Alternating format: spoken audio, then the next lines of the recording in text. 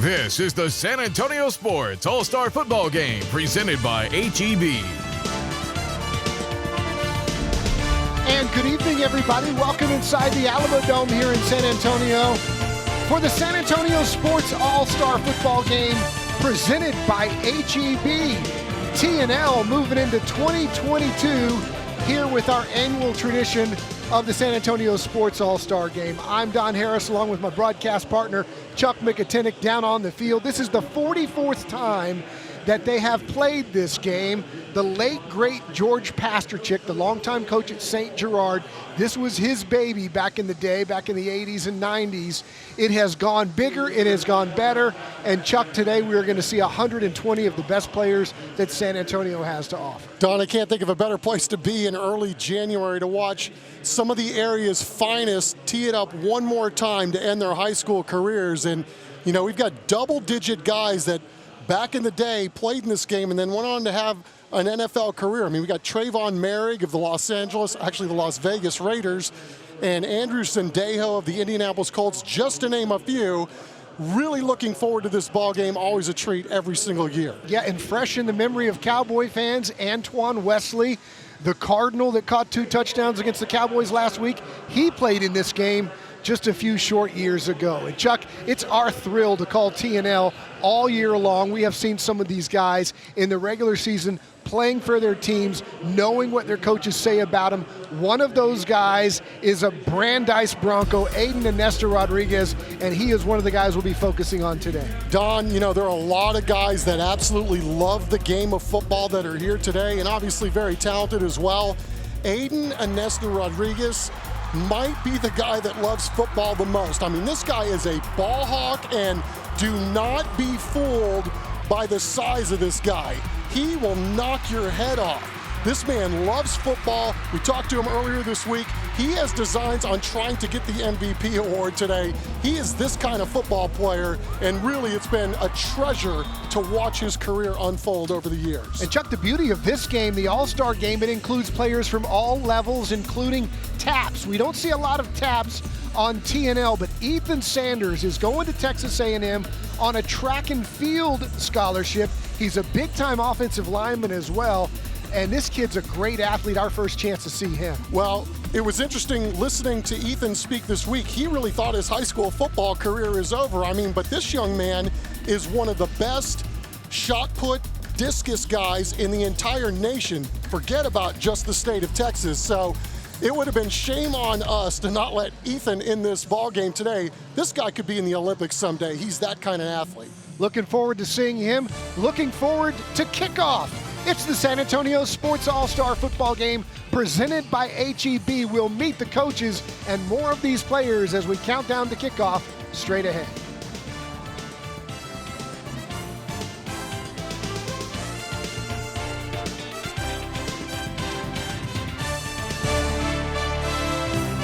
Today's broadcast of the 2022 San Antonio Sports All-Star Football Game is presented by H-E-B and sponsored by the U.S. Army, Whataburger, Frost, and Sierra Auto Group, University Health, Valero, Taco Cabana, Thomas J. Henry, the PM Group, Vulcan Materials Company, Centro Med, Cowboys AC, the Bexar County Sheriff's Office, Guild Mortgage, Air Today Heating and Air Conditioning, San Antonio Metropolitan Health District, Big City Plumbing, and South Texas Votech.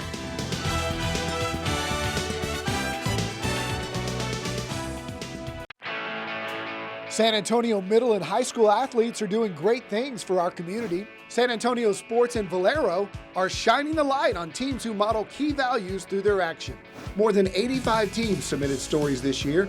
Let's take a look at 4 who made a special impact in their communities. Throughout the school year, the Stevens Falcons Athletics Leadership Council goes to 5 elementary schools weekly to read, engage, and have fun with younger students. At the start of the school year, several Wagner girls athletic programs supported the San Antonio Food Bank by going to the warehouse where they helped sort, pack, and organize food for distribution. In Cibolo, the Steel football team made goodie bags for all of the district's bus drivers. Players delivered the bags thanking drivers for their important work. And on the 20th anniversary of 9/11, East Central Athletics programs joined the JROTC program in Hornets Stepping for Heroes. They honored first responders by taking 2,071 steps in Hornet Stadium. Every program demonstrated the beyond the game values of integrity, respect, teamwork, excellence, and community service. San Antonio Sports and Valero salute high school and middle school coaches who inspire their teams to serve others. Parents, teachers, and coaches can nominate teams that go beyond the game. Visit sanantoniosports.org.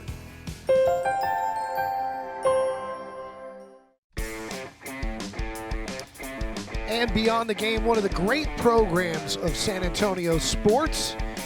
It's our honor to show those each and every week on our family of stations. And there you're looking at the two head coaches of this game. Ricky Locke on your left, Mark Soto on your left now, Ricky Locke on your right. Chuck, what's great about this story is Mark Soto may not have been a coach had it not been for this game in 1991. George Pasterchik introduced him to a recruiter from Missouri College, where he got to play some college football, wanted to be a coach, and 31 years later it comes full circle. That's pretty cool. And here, because he was coaching at Johnson High School, but newly went back to his alma mater. So looking forward to this big ball game here today. The San Antonio Sports High School All-Star Game. All right, we're going to kick it off. Our national anthem is next. You're watching the San Antonio Sports All-Star Football Game, presented by HEB. They are rising to their feet here in the Alamodome. It's time for our national anthem. Let's turn it over to public address announcer Milton Hope.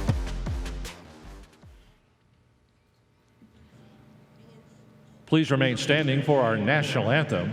Please welcome local country singer and former All-State player from Harlandale High School, Tristan Frederick, who will sing our national anthem.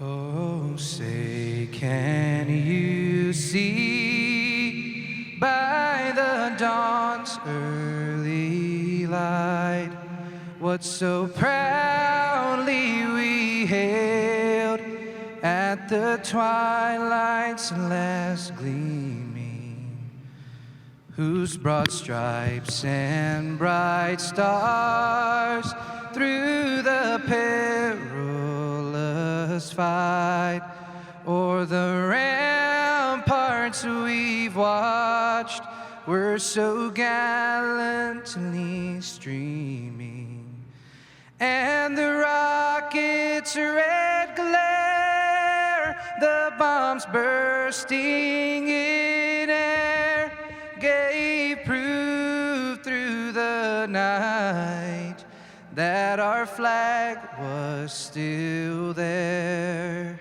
Oh, say, does that star-spangled banner yet wave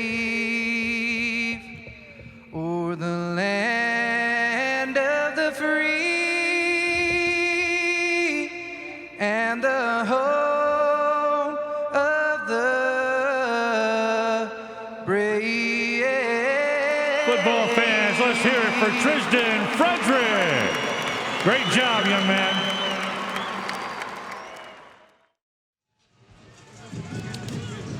Welcome back to the Alamodome, and it's about time to get things underway as Team Black will have the football first.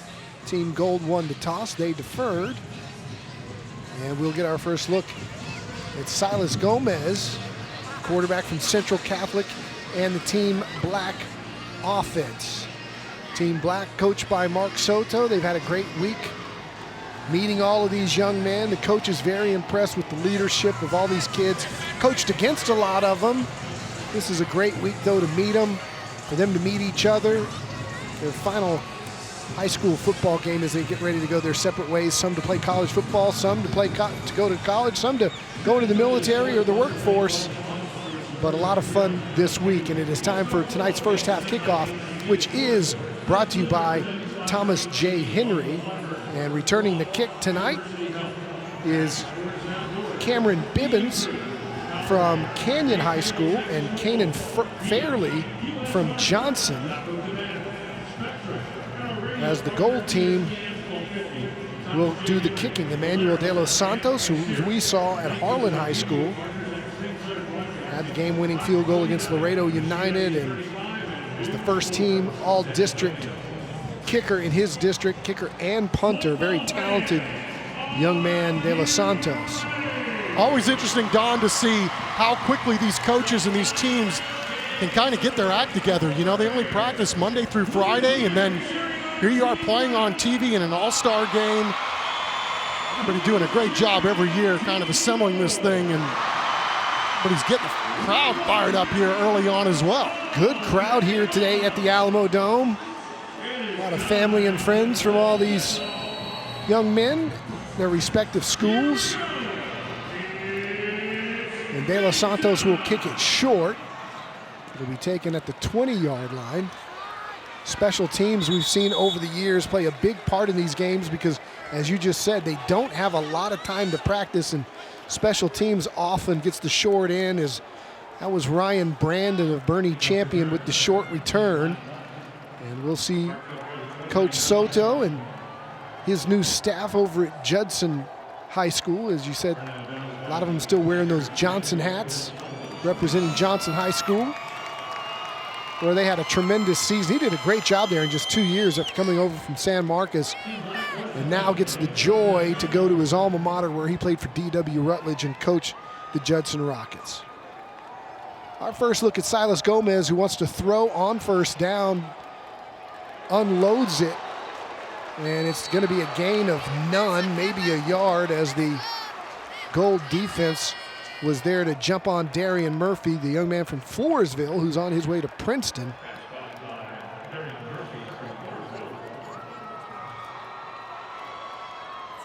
Malachi Lane from Smithson Valley on the tackle there. Here's Murphy right up the middle.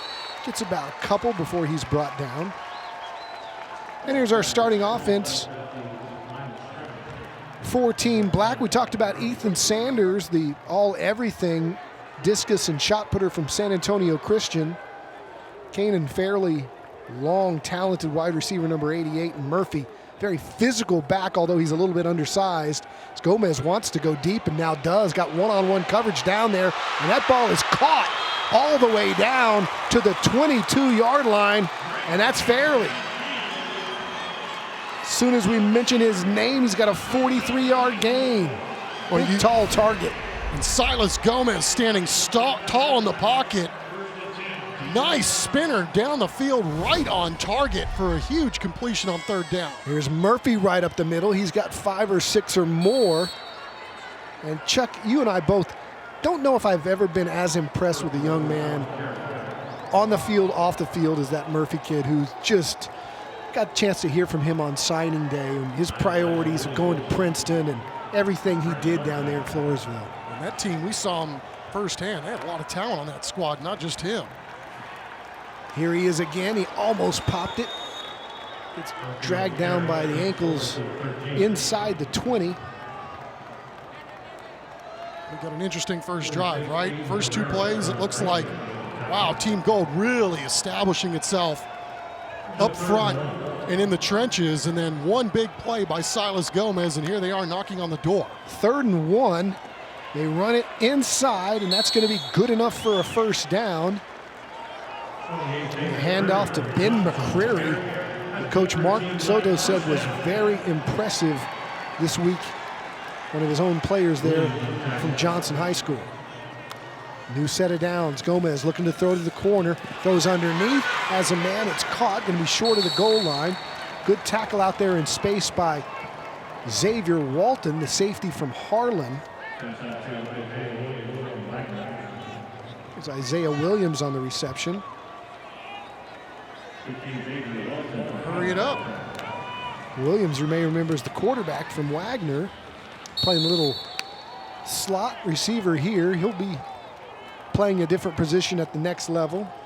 Got offers from Prairie View A&M, Bethune-Cookman.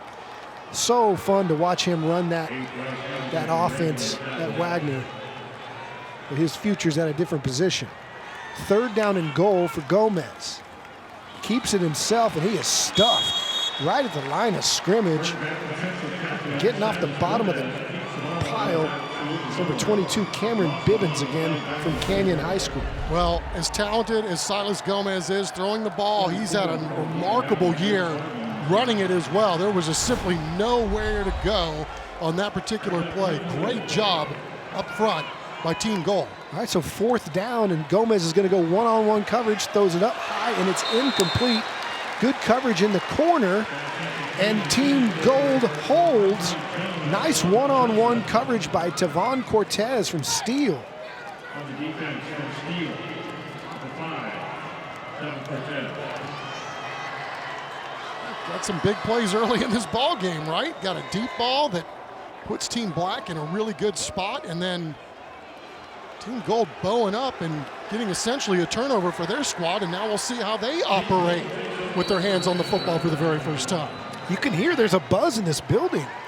Good little Team Black Gold fan interaction here as we'll take a look at Rashawn Galloway for the first time. Quarterback from Bernie. Fires on 1st down, complete for about 5 out in the flat. He completes that to Luke Elliott from Canyon.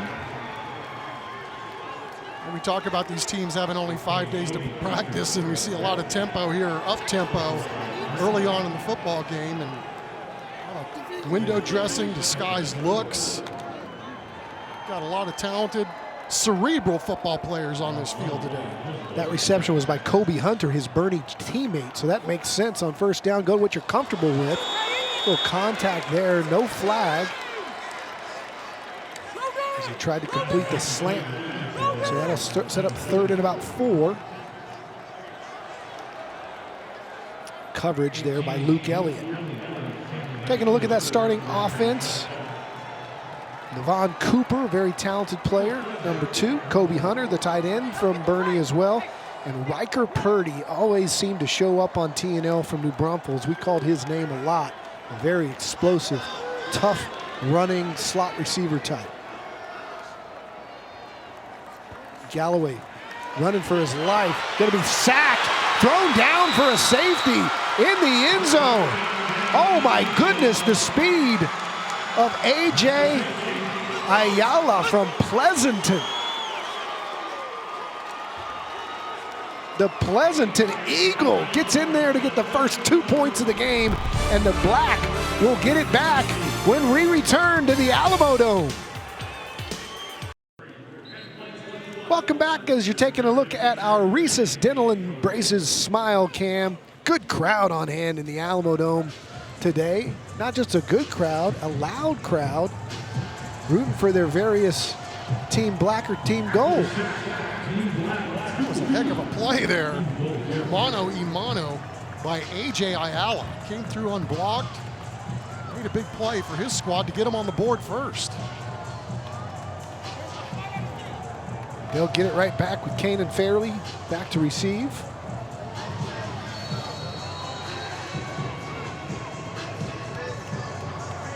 Along with Cameron Bibbins. And that's going to Bibbins' side. He runs up on it, muffs it, it's loose. And Team Gold says they have it, and they do. And that's Isaiah Williams coming up with the football. So just when you think one team steals a possession for itself, they get it right back. Some early fireworks in this ball game. That's a tough play to make. Dead run. Check that, Oscar Reese from Lee on the recovery. Way to go, Oscar. Making a play.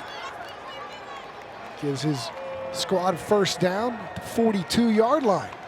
Galloway rolling out, fires to the near side, and that ball's incomplete. Intended for Jaheim Lard of Brennan.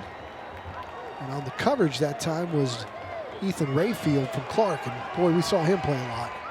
Yeah, he's seen a lot of football, and Rayfield's another guy. It's one of those guys that sees the field and really outstanding playmaker with 7 picks on the season on that back end.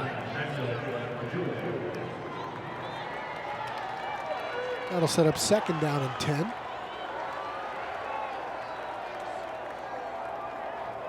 Galloway getting these first couple of series here.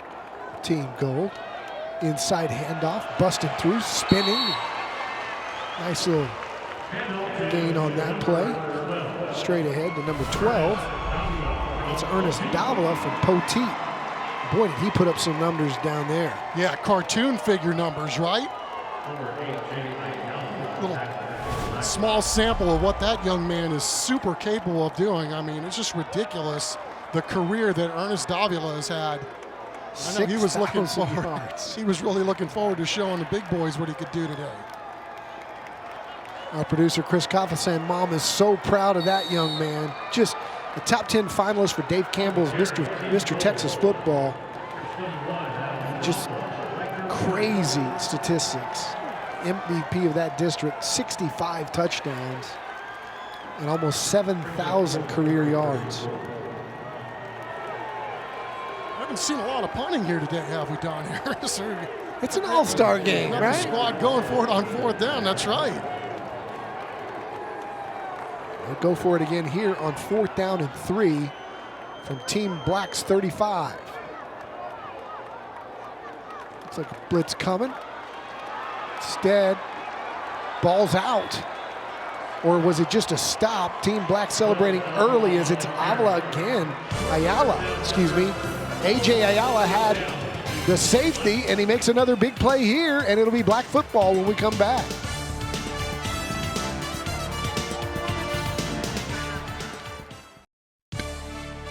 Closed captioning for tonight's game is sponsored by Guild Mortgage.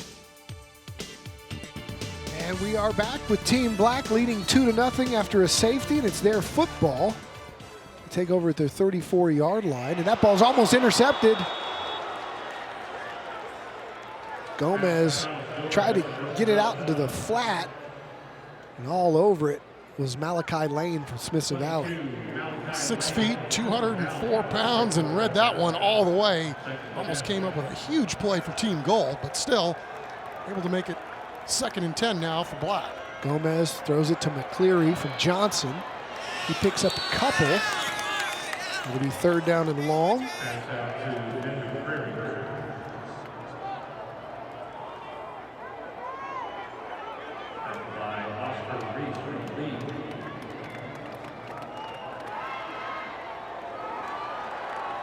Gomez is pressured, rolling to his right, going to try to run for it. He slides down short. It'll be 4th down and about 3. Gomez has committed to Sam Houston State, FCS power. Bryce Hamilton was bringing the noise and bringing the pain on that one. Blitzing from the far side. Gomez deciding to slide down and see if his team can't pick this thing up on 4th down now. They bring in Murphy, tough running back from Floresville. He's lined up next to Gomez. He goes out in the flat. Instead, they fire there, and that's going to be a pick 6 if he can keep his feet. Instead, he's brought down from behind, but another interception. Turnover for Team Gold. Miguel Becker from Madison. Becker was simply baiting Silas to throw it out there, and then when he did, made his cut, made his move. Really nice reception on that. Got him kind of wompy job there as he tried to get his balance, but an outstanding play by Miguel Becker. Stephen Grocky there to bring him down with the good hustle to make sure he didn't take it all the way back. But again, a change of momentum, and Team Gold has the football. And they may have a new quarterback as they hand inside, and that's Riker Purdy getting the handoff from Justice Hurt, the quarterback from Taft High School, who we saw this year. I'm very impressed with him. First team all-district quarterback there. Yeah, and really did a good job leading that squad the last couple of years, and 100% earned his way to this ball game here today. What an outstanding career for Justice Hurt at Taft High School. Young man, San Antonio's leading rusher this season. Gold, the first charge time out of the half. They're taking a timeout. We'll take it with them. Black up 2-zip.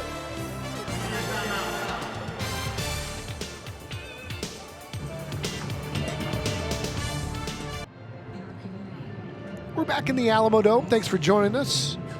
4:26 to go here in the first quarter in the San Antonio Sports All-Star Football Game presented by HEB. The 44th meeting of San Antonio's best seniors is Justice Hurt as 2nd down and 9. A little reverse option coming this way. A lot of room to run. 25 and powering his way past the 20, which draws a large roar from the crowd, is John Zuniga Rodriguez from Southwest. He was looking for some contact. Yeah, and you run a reverse like this, and if guys don't stay home, you got a chance to make a big play, which is exactly what happened here. We got 2 number 2s on Team Gold. That was Nevin Cooper wearing that Madison Maverick helmet, making Chuck proud. Nevon Cooper.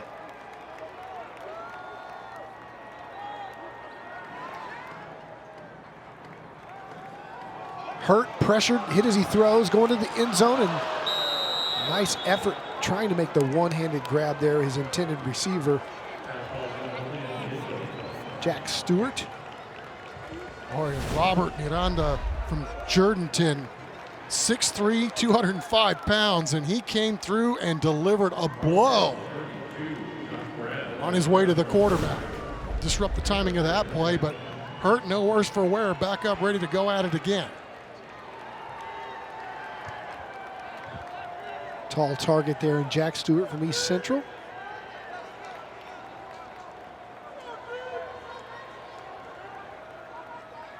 Second down and long. A little screen coming this way, and Team Black read that perfectly. They're in a swarm of defenders there, including Ben Clark from Marshall, Darius Ellis from Stevens. Yeah, fool me once, shame on me, right? This time everybody stayed home, and Team Gold's going to pay a heavy price. Ellis, the first one there. Sets up 3rd down and long.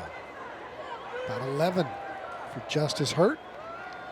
Trip receivers inside to the right, and he rolls that way. In a little bit of trouble, fires, finds a receiver at the 10, and going forward to about the 7 for a 1st down is Dylan Dommel from Smithson Valley. Inside the Central Med red zone. That's a 1st down. We saw he was a Play of the Week nominee about 3 times this year, was Dommel. Just an outstanding receiver from Smithson Valley. Yeah, great baseball player too, but that was Justice Hurt. Boy, did he set up his blocking nicely, popped it outside, gave himself a throwing lane, and delivered on time. Big 1st down for Team Gold, looking to punch it in.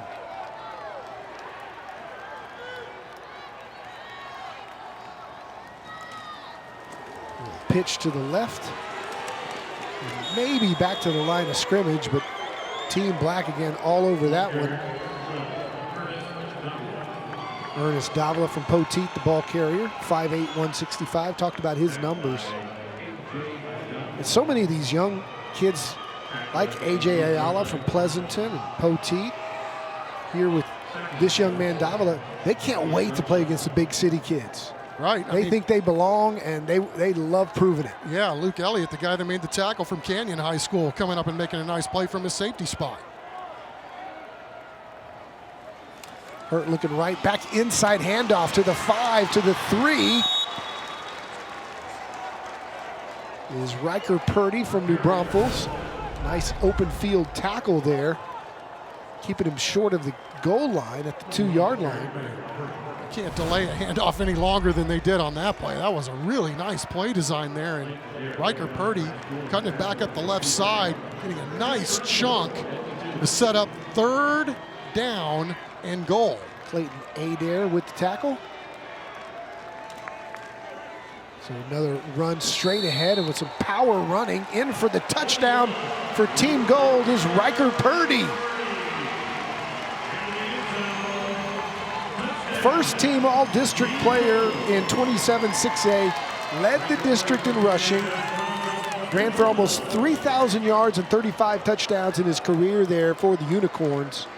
was one of our scholar athletes of the week as Galloway runs the option pitch on the 2-point conversion try, and they convert. Ernest Davila from Poteet going in. Yeah, taking the foot out of football. I love it. No punting, no extra points with the PATs. We're going to go for 2.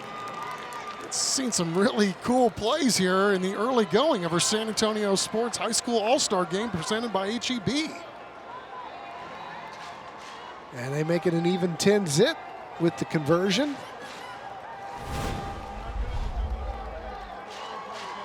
Oh, sorry, I flipped that.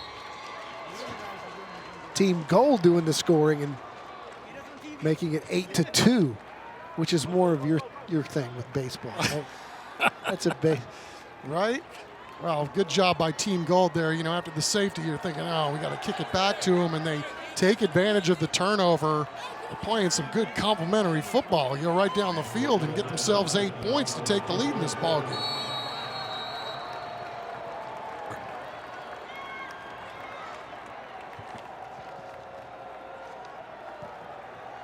High pooch kick will be fielded at the 20 and then down right there with a knee hit the ground. That's where Team Black will have it. It's time to flash back to 2016. Who could forget that catch that he made in the state tournament a couple of years ago? There he is right there, going up and getting it where no one else can. As Batson throws a strike to Wesley. They heard you from the first half, Chuck. You said, you got a guy like that, throw it up there. Yeah.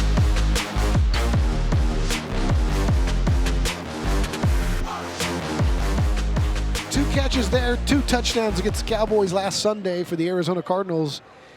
He went by Antoine Cox Wesley then. Now it's just Antoine Wesley. And he followed Cliff Kingsbury from Texas Tech to Arizona. And it's great to see the local kid doing good, even if it is against the Cowboys, right?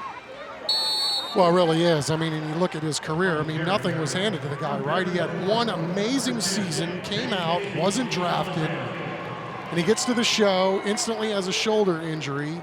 You know, was on the Ravens practice squad for 1 year before Cliff picked him up, and now he's starting for one of the best teams in the NFC. Played in this game here not that long ago. New group of players in there for Team Black as I check my bingo card. It's going to be a little tough keeping up with everybody today, but Christopher Medeles from Holmes High School, the quarterback. He completes that one to Cortez out of Floresville, Brandon Cortez. What a career this young man's had too, right? You talk about the resurgence and the return of Holmes Husky football. I mean, this guy is right up at the head of the pyramid.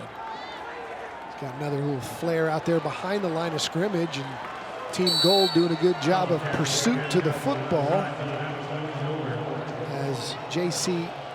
Solitaire, boy, we called his name a lot when we did those veteran memorial games. What a fantastic athlete, the 3-year starter, 3-time all-district performer.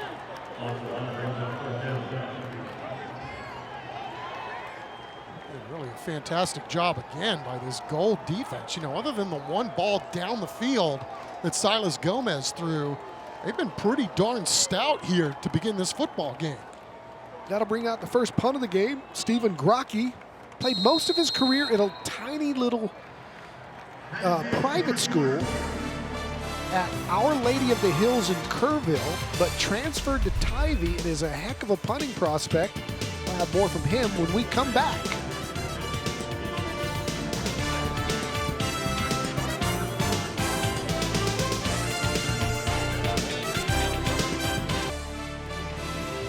Welcome back. Team Gold leading Team Black 8-2 here. The San Antonio Sports All-Star Game presented by HEB. Ricky Locke, Mark Soto got those squads out here trying to get everybody a look, including punter Stephen Grocky, as I said, goes to Tivy now. Was an outstanding punter, but he has this one blocked right at the line of scrimmage. I don't know, you could do that in all-star games, but he did. Number 44 from the Gold team got in there. That's Joe Tarvin from Medina Valley. Yeah, small school Medina Valley, 6'3", 240, just coming right up the gut and goes through 2 blockers to get his big mitts on the ball. Take a look at the first quarter stats, as Team Gold leads it 8-2. Pretty even, 16 to 15 rushing yards, but the big 43-yard completion, the difference for Team Black. As their Team Gold is back on the field. And they complete it here on first down. Good coverage by Team Black. And that's our first chance to really see Rashawn Galloway in the pocket. His earlier throws, everything was rolling to his left, but man, does this guy have a big-time arm or what? He's going to make one heck of a fantastic catcher on the baseball field at the collegiate level. What a ball player. Going to Texas State. Is that why you brought that up? I was hoping you would mention. I didn't want to sound like too big a homer. But yeah, I mean, Rashawn Galloway's seen a lot of football. I mean, this young man started for 4 years, and as good a football player he is, he's even better as a baseball. And not a bad hooper. I've seen some highlights on the basketball court for the Greyhounds. Nice little touch there, just overthrew his intended receiver. As the Team Black defender went head over heels as we take a look at the player profile of Rashawn Galloway. Yeah, I mean, just an unbelievable lower torso and strong legs from Rashawn Galloway. I mean, super explosive from the feet up, and a lot of that has to do with why he's got such a great arm. But again, I mean, this young man's seen a lot of football too, so not going to be a whole lot of surprises or things that he hasn't seen when he steps on a grid. He's got 3 receivers to his right here. Riker Purdy in the backfield, little bubble screen. It's dropped as he intended that one for Jack Stewart of East Central. And that'll set up 4th down. Jack, I think, was looking about cutting that thing upfield, because if he makes that catch, there's a good chance they're going to pick up some YDGs on that one. You know, these kickers in an all-star game are salivating to get to try maybe a 47-yarder. I don't think they're going to give him a shot here. They're going to go for it here on 4th down in these all-star games. And it's 4th and a good chunk, 4th and 8 here for Galloway. Again, 3 wide receivers to his right, 1 to his left. He's looking right all the way, little pump.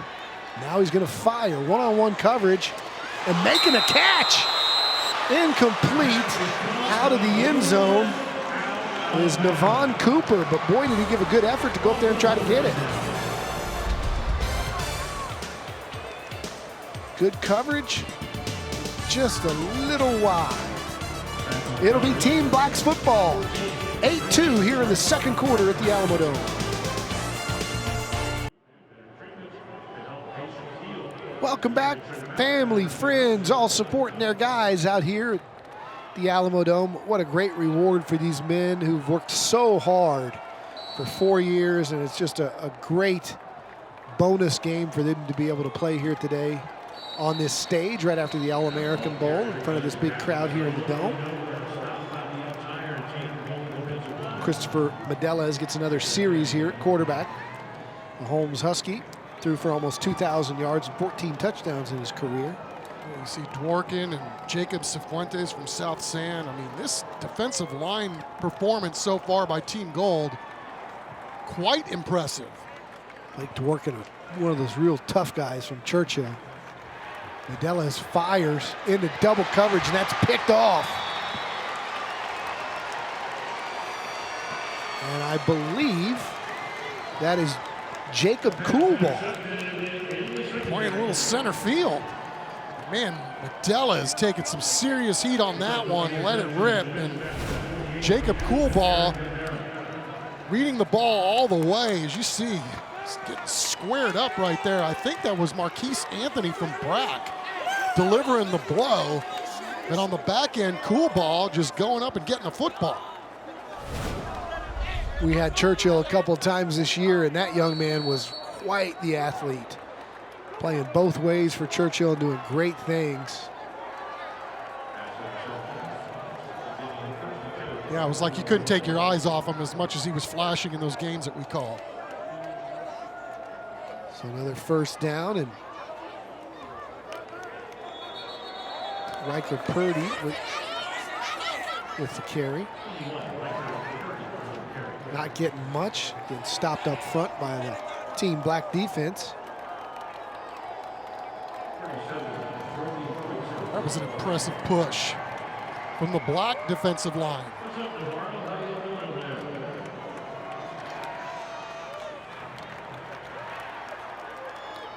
Riker Purdy, as you look at his stats, Don, you're right. I mean, I think New Braunfels is one of those teams that I think caught a lot of people by surprise, and Riker Purdy was one of the guys that really made them go.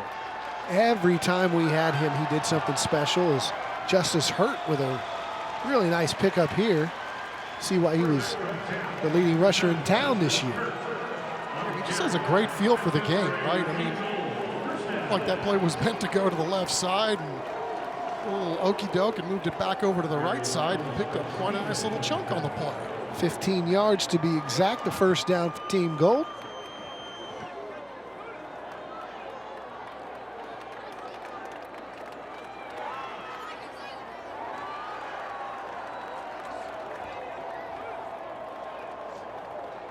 Here he is again, breaking tackles, picks up another good chunk of about 8 or 9.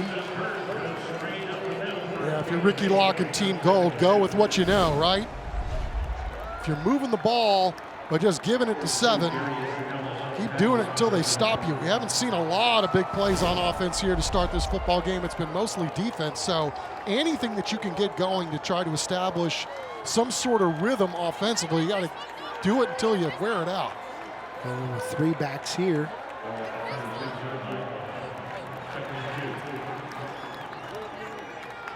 On 2nd down and 2, full house there. And it's just a jumbo for Hurt to pick up the first down and more. He gets needed 1 or 2. He picks up more like 6 and just run it right down your throat. Of course, Ricky Locke was hoping to coach his own player, Richard Torres, the quarterback that's going to Nebraska, but he had an injury.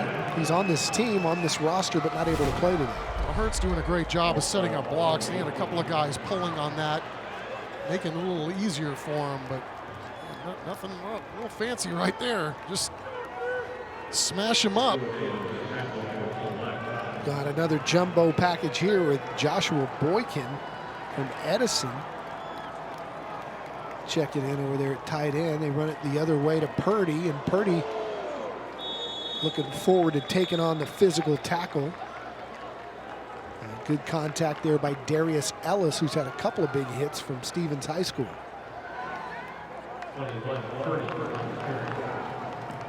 Sets up 2nd down and about 7.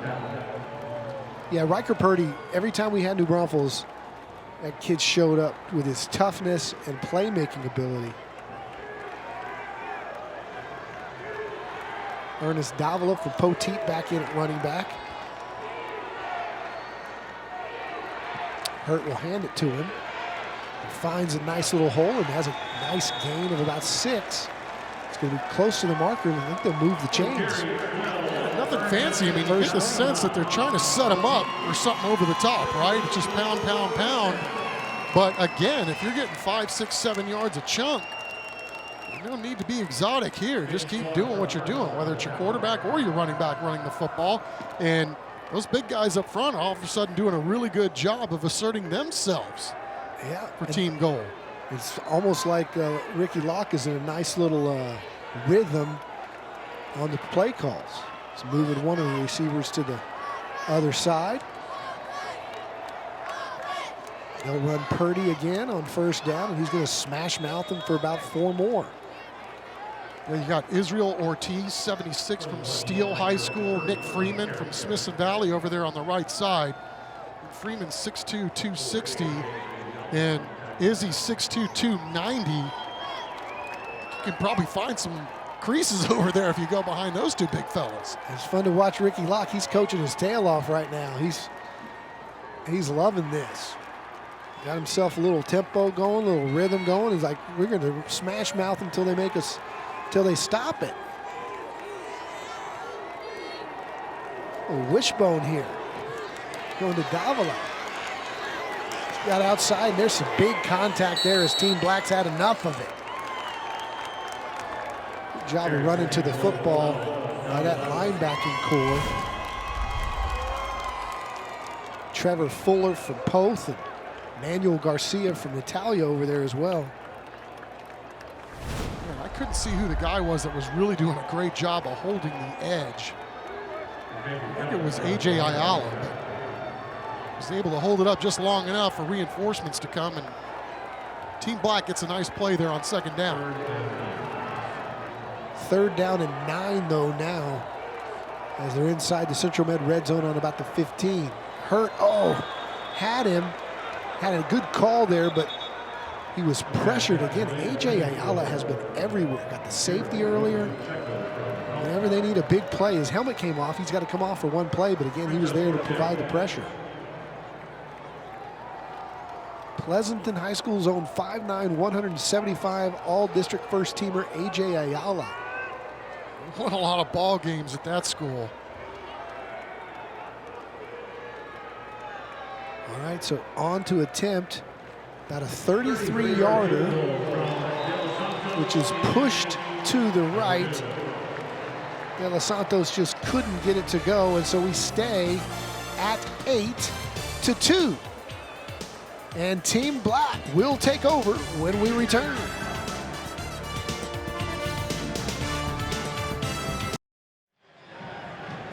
Welcome back. Hey, I want to give a shout out to Clint Barros there, number 50, who was the long snapper on that last field goal attempt. This young man went to Reagan High School, overcame all kinds of injuries, had a broken forearm, had stress fractures in both legs, so he was unable to be the long snapper on punts because he couldn't run down the field on punt coverage, but still on PATs and field goals, he's good enough to get a look, an offer from Hardin Simmons, and he's talking about a possible walk-on shot at Baylor. But to be in this game after everything he's been through is just a fantastic honor for Clint Barros. These coaches like to reward the kids that are leaders, captains. Some of them are the best players, you know, that are looking for scholarships and such, but others are just senior captains and senior leaders who deserve one more game. As we've got 2nd and 5 here. Inside handoff. That's Demarion Gonzalez on the carrier from Highlands High School. He's a 4-year letterman.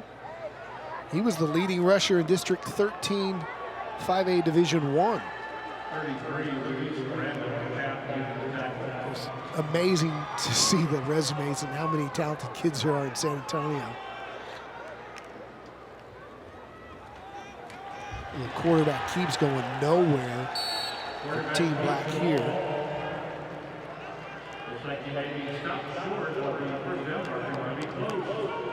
Miranda and company again. See both of these teams now trying to load up and just run the ball. I think he got the first down, but it sure looks like they're giving it to him. Luke Tapp in there from Jourdanton High School.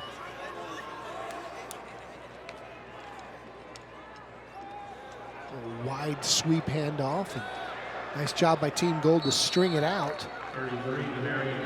That's Demarion Gonzalez again on the carry. Tapp is a wide receiver at Jourdanton, but he's getting some quarterback snaps here. Just take a look at our Air Today Smile Cam. These young kids in the building, dreaming of one day playing in this game. 2nd down and long.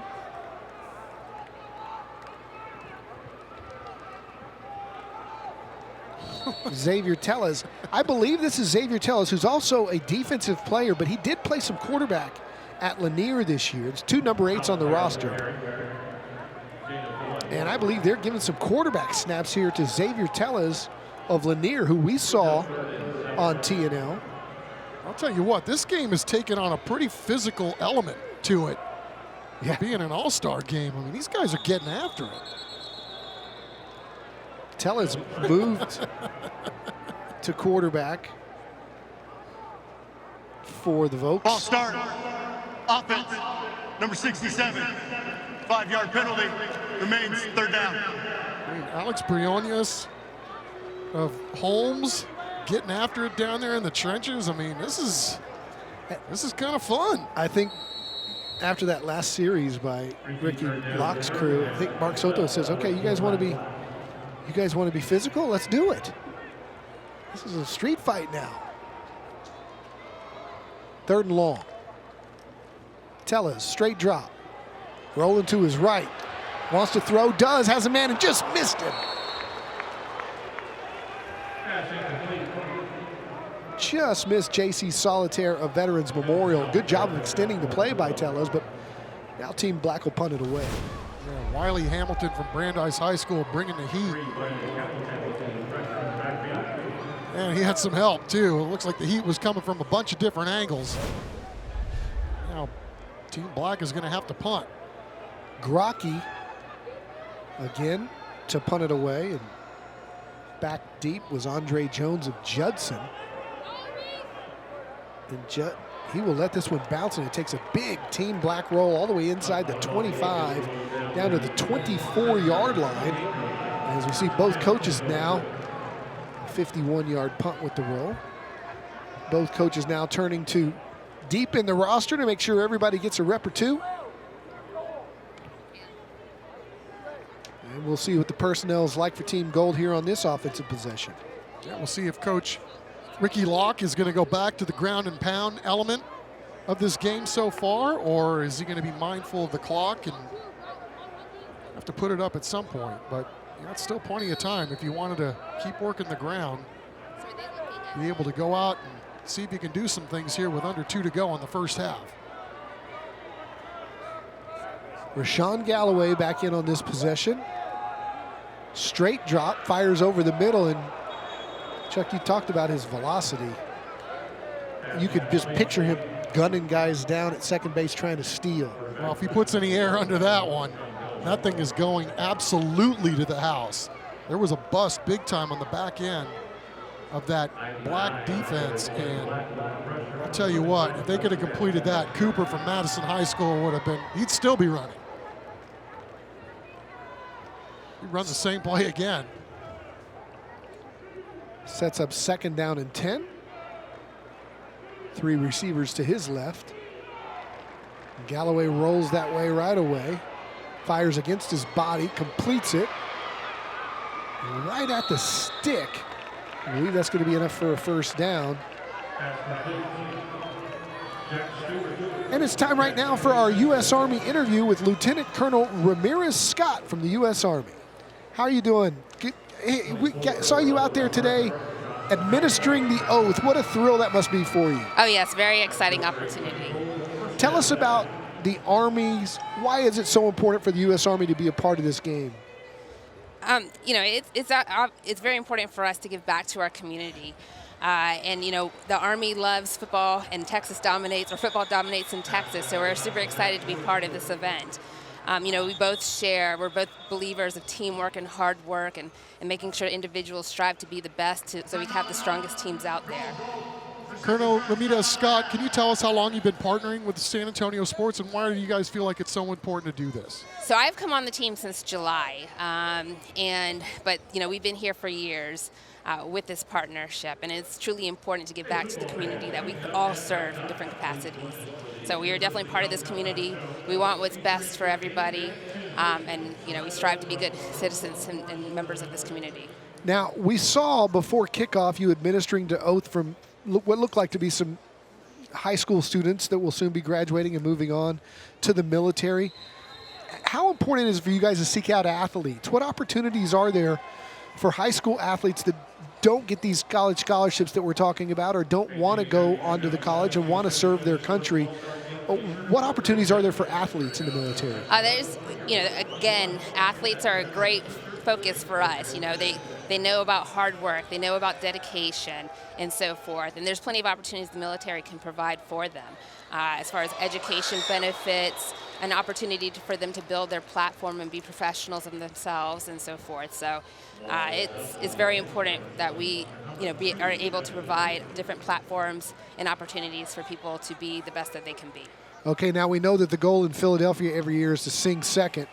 Go Army, beat Navy. That's right, go Army. Who do you root for here, Team Gold or Team Black? I want to stay neutral on that one.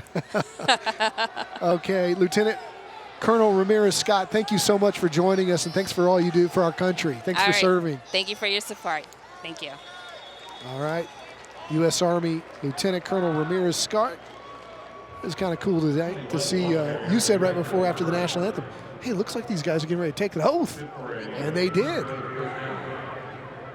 Team Gold trying to take it down the field, Don. Pretty good drive here in the 2-minute drill. Picking up the first down and see if they can get this thing a little closer to at least attempt a field goal. This thing flying by, 41 seconds to go here in the second quarter. This Team Gold tries to get another timeout. Galloway's in big time trouble, and he loses about 20 and is sacked. Chase down in the backfield for a huge loss by Joshua Perez from Harlandale High School. Well, that's just an unbelievable play in the open field to be able to do something like that. I mean, Rashawn Galloway is a tremendous athlete. Looked like he'd set him up, that he was going to be able to elude him, but just an unbelievable play by that young man. And he looked like he got a little road rash there on the elbow because of it. Nice job.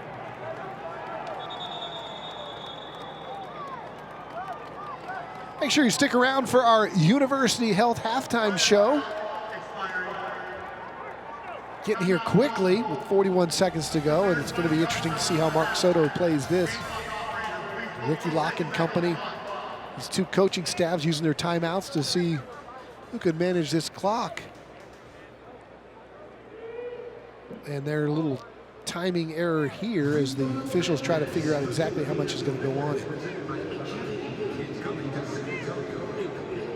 Smash mouth contest of these two coaches has led to a fast-moving first half. I just like the mindset, though. It's right. You just take a sack, it kind of kills your drive, you think, and yet you're going to call a timeout here and try to see if you can't squeeze out one more play to see if you can't make something happen. I like it. It'd be easy to just go right into the locker room and call it a half, but not Ricky Locke. So they put 1 second back on. And this will be the last play of the half. He had a little hook and ladder there while we were doing our interview. And now Galloway is going to use that gun and go deep, and that's going to lead to an interception. And a tackle, and that'll end it. But a nice pick adding to his resume is Brendan Martin from Wagner High School gets the pick. And that's going to do it for the first half. Brandon doing a really nice job, Don, in the first half. Yeah. Called his name a bunch of times. Good coverage. Interception there. It's Gold 8, Black 2. It's halftime. We're coming back with our University Health halftime show.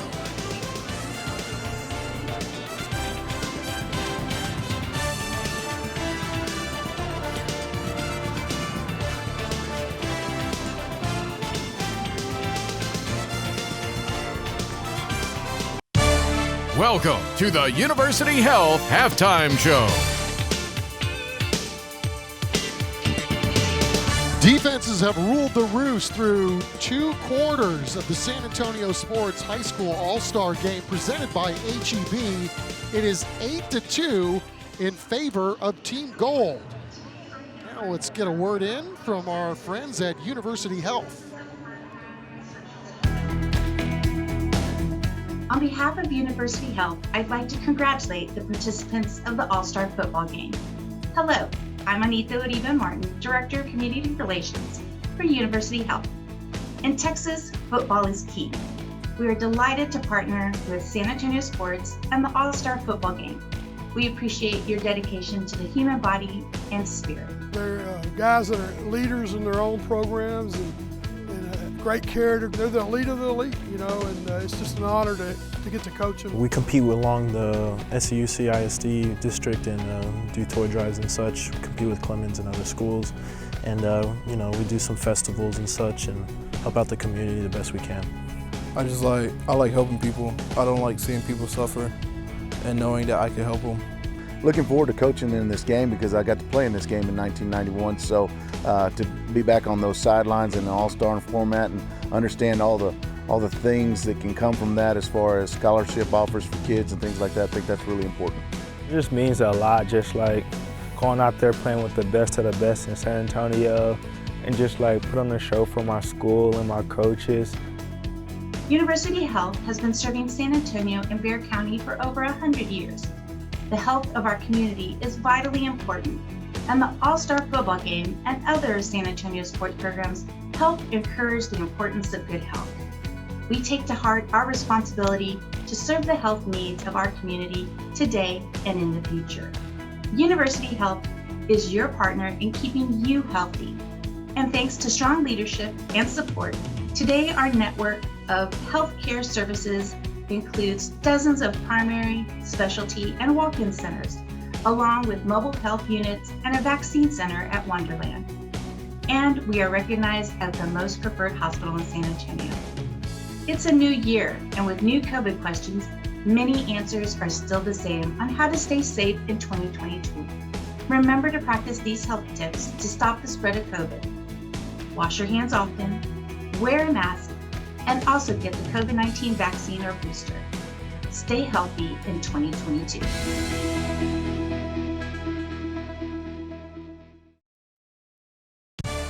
You're watching the University Health Halftime Show. Welcome back to the Alamodome. Don Harris, Chuck McAtinnick with you on the San Antonio Sports All-Star Game presented by HEB. It is halftime where the Team Gold leads Team Black 8-2, and joining us now from San Antonio Sports is Jenny Carnes. She is the point person why San Antonio is such a huge success in attracting big events like the Final Four. She runs the local organizing committee. She is the San Antonio Express News 2020 Sports Person of the Year. Jenny, great to see you again. Well, thank you for that intro, Don. That was very nice. Very deserving, Jenny. Tell us a little bit about San Antonio sports involvement in this all-star football game. Of course, Chuck and I, old enough to remember this game way before San Antonio sports got involved, but after you guys got involved, it just went to a new level. No, absolutely. And our team at San Antonio Sports is so proud to be behind this event year after year. And we're proud that we elevated it to another level by bringing it into the Alamodome to follow the All-American Bowl. And it's such a showcase for these young men. And we know how important it is to them to play in it year after year, and then for their families as well to celebrate the success that they've had on the field throughout their high school careers. So we're proud of this event. We really are. We saw Coach Mark Soto this week talk about the impact that it had on him as a Judson Rocket back in 1991. He was probably going to go into the Army had it not been for this game, and Coach George Pasterchik, who kind of talked a small college recruiter into taking a chance on this kid from Judson. And there's been so many stories like that over the years. It's so many good stories, and if we could find a way to track them all, that would be incredible. But we hear year after year that players that aren't even anticipating going on to the next level, they're seen at this game and then given another opportunity. And so that's one of the best parts about this game and what it does for San Antonio. Jenny, I want to give you the opportunity, final question. Bring us up to date on what's the latest with San Antonio and the Final Four and the regionals. Is that we got something coming up this spring? We've got the NCAA Men's South Regional that will be at the AT&T Center in late March, and we are very excited to bring the Men's Final Four back in 2025 that will be played right here in the Alamodome. So we got a regional this March at the AT&T Center. Yes, That's awesome. do. NCAA basketball returns to San Antonio. We do it well here. So the Baylor Bears, if they get the #1 seed, they'll be trying to angle for the home court advantage right here in San Antonio. We would love to have Baylor here. I bet you would. All right, Jenny, thanks again for everything that you do, not only for San Antonio sports, but for the city, not only for this game, but everything that you and Russ do at San Antonio Sports and your entire team.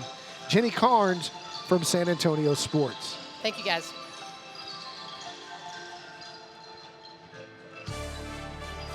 As we enjoy the music here at halftime, Chuck's levitating, I'm levitating. It's 8-2. We'll be back right after this. You're watching the University Health Halftime Show. Welcome back to the Alamodome. It's the San Antonio Sports All-Star Football Game presented by HEB. It's halftime. Team Gold leads Team Black 8-2 in a physical All-Star game, one of the more physical games that we've seen in a while. It's time to take a look at our Bear County Sheriff's Association halftime highlights, and Team Black got on the board first. A.J. Ayala from Pleasanton with a safety sack put Black up 2-0. But the defense also came through for Team Gold. Miguel Becker, Madison Maverick with the Oski that sets up the offense. Riker Purdy from New Braunfels went in to make it 6-2. And then a little 2-point swing and gate. Ernest Davila from Poteet goes in on the 2-point conversion, and that's where we stand with Team Gold ahead 8-2. Chuck, breaking down the stats. Well, Don, I think it's interesting. You know, Ayala comes up with that safety to start this ball game, and really, I don't think we knew at the time that really was going to set the tone for this entire football game to this point. I mean, this game has been an absolute trench battle between both of these defensive lines against both of these offensive lines, and right now, the defenses are the ones that are shining brightly in the San Antonio Sports High School Football All-Star Game. Yeah, we heard Jenny Carnes say some of these guys who weren't even planning on playing college football show up in this game and they might get a small school offer. I might be looking at A.J. Ayala if I'm one of these scouts in the stands at Hardin Simmons or somewhere. Yeah, man. This kid's showing up. Yeah, there's a few of them. All right, we'll have second half action when we come back. Gold on top of Black, 8-2.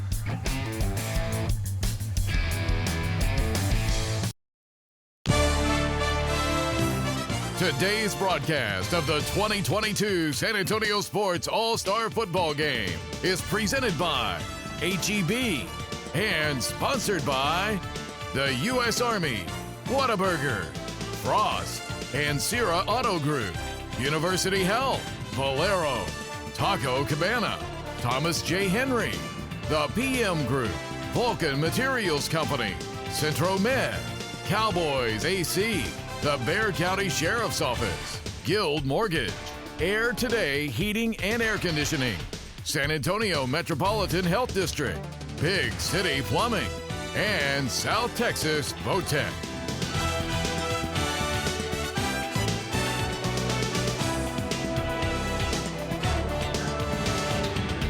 Welcome back to the Alamodome for the San Antonio Sports All-Star Football Game presented by HEB.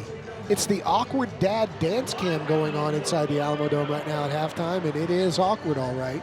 As we take a look at the goal. Isn't that redundant? Team Black getting ready to come through the tunnel. Mark Soto firing up his guys. Mark Soto, as we talked about earlier, played at Judson for D.W. Rutledge, thought he was going into the Army. Told a great story, played in this game back in the day. He used to play this game over at Northeast Stadium before it was Comalander Stadium. And Soto was finished playing the game. And a small college scout from Missouri College was asking him about playing at Judson. And George Pasterchick, who's going into the San Antonio Sports Hall of Fame this year, who coached in this game for over 30 years, put his arm around the coach and the other arm around Mark Soto, and they walked from the 50-yard line to the goal line. And he said, he told him everything about his week of practice, told him everything that DW had said about him as a player at Judson, told him everything about the kid's character that week.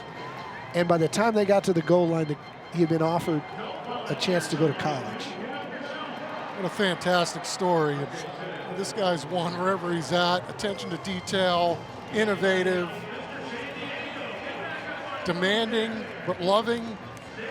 And now he's going to go back to his alma mater.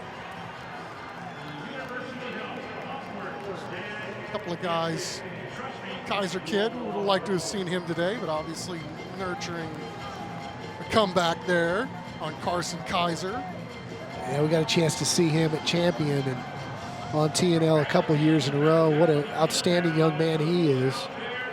Yeah, last I heard it was, Kansas and Kansas State were interested. I don't know where it's gone or where it's going, but obviously I'm sure a thrill for him to at least put the uniform on, even if he can't play, to hanging out with the rest of these studs as they tee it up one last time in their high school careers.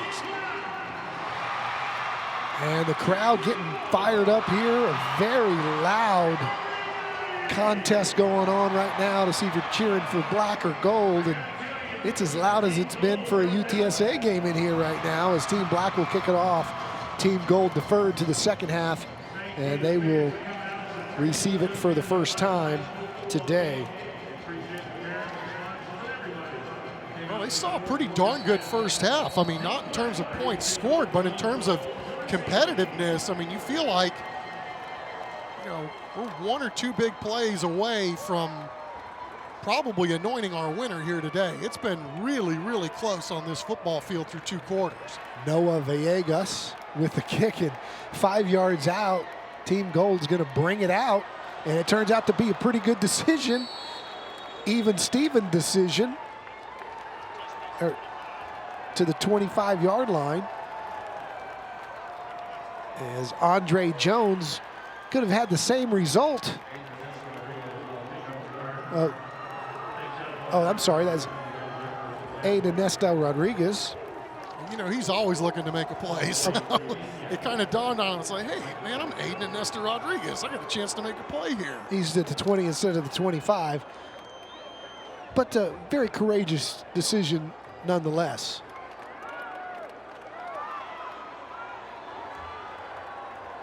First and 10 as he goes in motion. They fake it to him. Though over the middle, it's just a little bit high for the intended receiver. That one intended for Dylan Dommel of Smithson Valley. Dylan's an awful big target out there, isn't he, Don?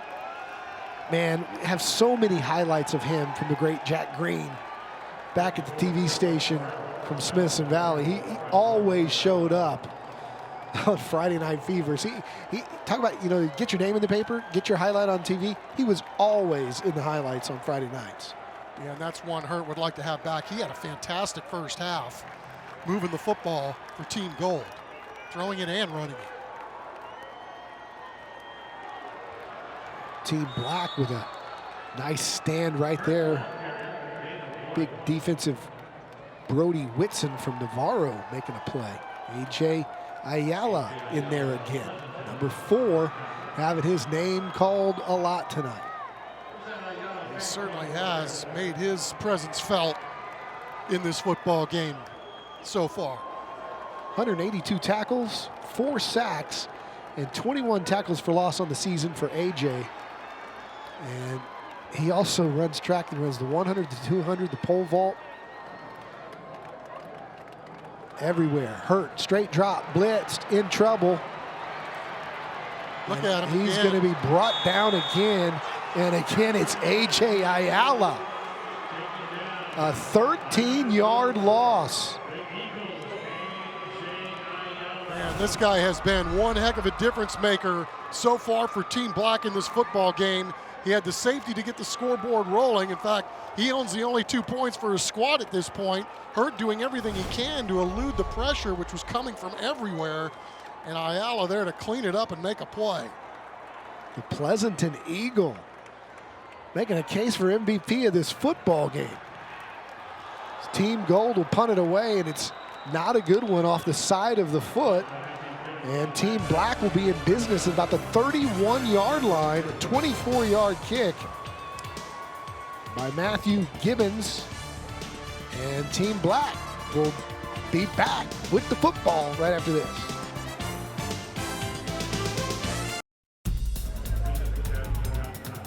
Taking a back look at our Whataburger player profile, Big Samuel Ajuade from Johnson High School, 6'4", 220. Great players. Team Black busts one right up the middle. A nice pickup there on the ground by Cameron Bibbins, the running back from Canyon High School. It was a really outstanding run. A little bit of a delay and then cutting it up the field and moving the sticks on first down. There's Ojuade. Go back to Bivens and got himself in a little bit of trouble, but danced out of it. Yeah, got himself into trouble, not of his making. No. I mean, there were 3 guys for that Team Gold that were able to beat their man up front, and he was very, very good at able to turn something into nothing on that play. There's Big John Locke, split to the wide right. What a player he was at O'Connor High School. Gomez fires a slant to the other side, complete, and a good collision at the 1 yard line. Otherwise, that would have been a touchdown to Andre Jones, the Judson Rocket. Really good throw in the pocket right here. Excellent job by Team Black, trying to make something positive happen from that Ayala sack and get into the end zone. Xavier Walton on the tackle, and then the defense holds again on 1st and goal as Bibbins was unable to get in. Hamilton making a tackle, Bryce Hamilton from Reagan. That'll set up 2nd down and goal from about the 1.5. Gomez will fire on the slant. It's broken up. Again, good coverage by those DBs. He caught it? I didn't see him catch it. I must have bailed. I bailed after I saw the tip. Dude, I was looking at the deflection. I'm thinking, what a great play by the DB. Oh, it came in from the other side. Out of nowhere. Jeremy Green from Canyon Lake. Right place, right time. I don't think half the crowd saw it either because the reaction on the Jumbotron here was amazing. Well, Black takes the lead, 9-8, 8:45 to go. They got a penalty, but they'll enforce that one on the kickoff. Let's take another look. Just as nice when you see it thrice.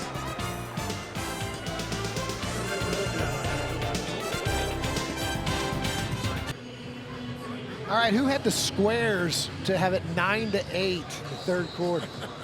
And at 0 would catch the touchdown, huh? Jeremy Green from Canyon Lake. You know what that is? That's just good bloodlines, right, Chuck? Absolutely. The nephew of the great Jack Green, our sports photographer. Here's Jack not even telling us that his nephew's playing in the game. The always humble Jack Green. Jeremy making his Uncle Jack proud. Making everybody else proud and super happy for Team Black. His score, an extra point.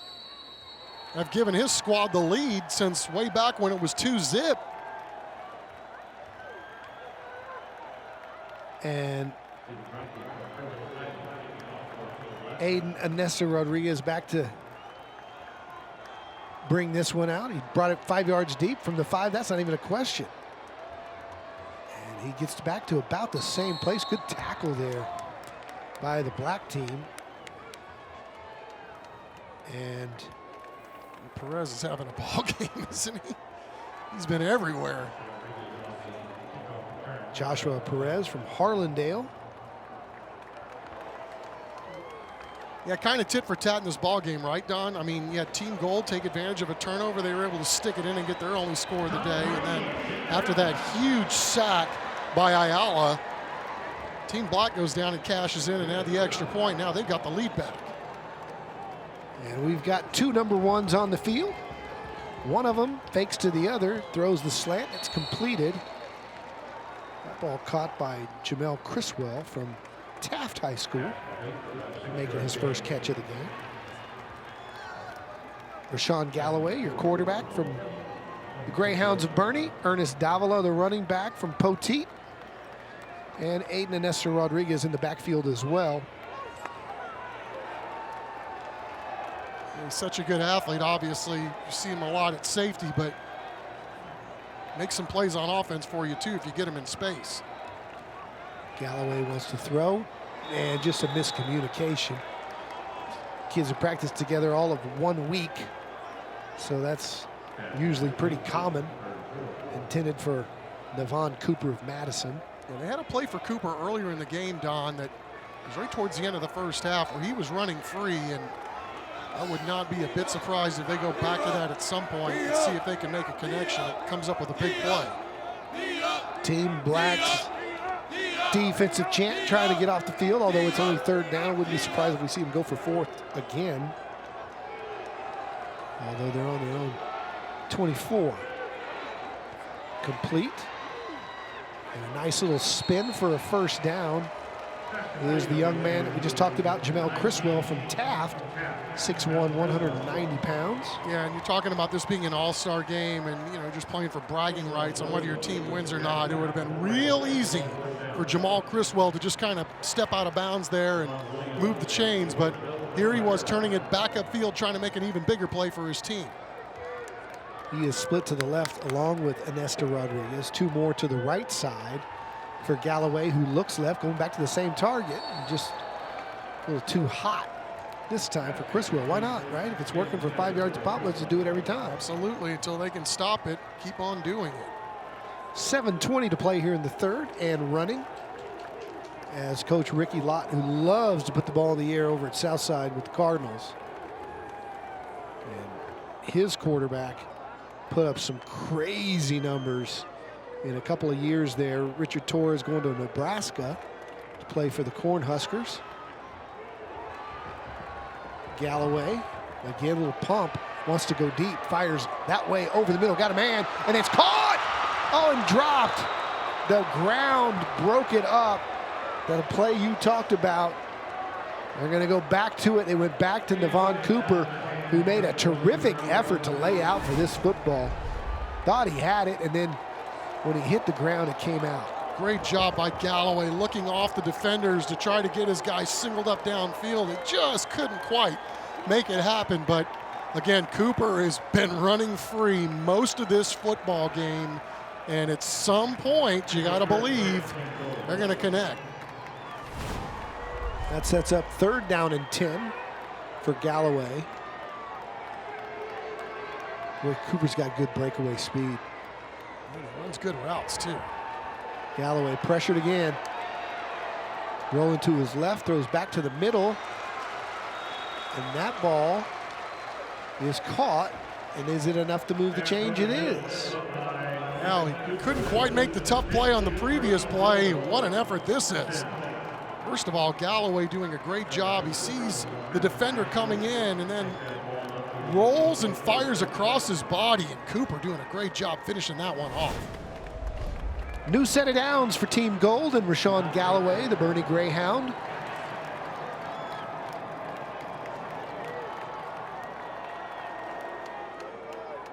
Here at midfield.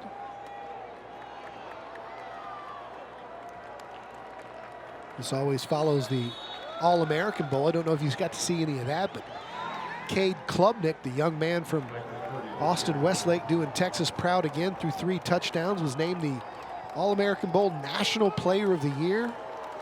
After his run of state championships at Westlake, will go on to Clemson, where he'll play next, but very impressive showing and a good representation of the state of Texas. I saw him. He was one of the last guys on the field still doing interviews.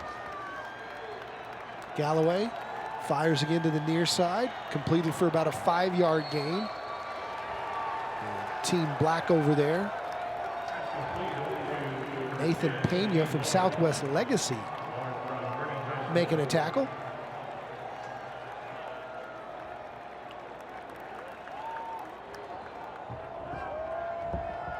I tell you, this has been, as we look at the officials, a pretty darn clean ball game. Yeah, Kyle Fuhrer and company hadn't had to say much. I can only remember a couple of flags, if that. Purdy's got it up the middle, and he's met by that defensive front. A.J. Ayala getting up off that pile again. This guy is looking for something, and he's more often than not found it. I don't think anybody all week in practice wants to fight that guy, no matter how undersized he might be. I'm telling you. He's a tough young man. I'm looking for a fake here. Matthew Gibbons from Brandeis. Chuck, you called it. They fake it, and they make it. Justice Hurt from Taft. Justice has made a couple really nice plays in this ball game. How about Ricky Locke throwing some junk in there with only a week to get it done? Yeah, Hurt's done a good job with his feet and his arm. Some really big plays on their touchdown drive earlier in the game, set up their score. And yeah, you just get the sense that where they were on the field, there was no way they were going to punt that football. Jack Stewart from East Central split out wide to the right. They throw a little bubble his way. He dances for about 4, and he is submarined and brought down by Team Black, and that's Ethan Rayfield out of Clark, who did a lot of that in his 4 years over on De Zavala.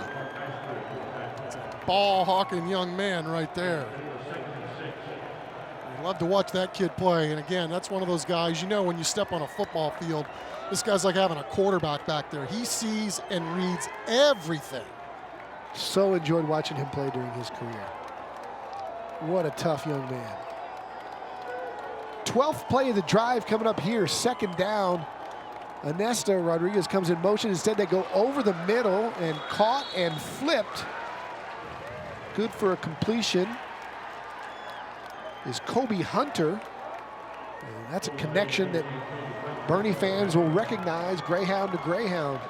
That was a good play design there too, sucking the defense, thinking that you might be running the football, and then had the little quick hitter, Galloway, right on time and right on target to, I would assume, his favorite target. Yep. Good enough for another 1st down.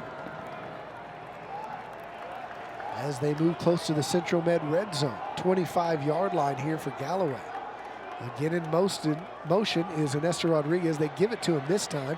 He hits the seam, but is dropped after a gain of 2, and there was a wicked collision. We may have an injury. Getting up slowly is Jack Stewart, but he's going to limp off. Yeah, that was awkward. Jack not afraid to stick his nose in there, obviously. There was a lot of stuff going on, and got rolled up the back. Got rolled up at the back end.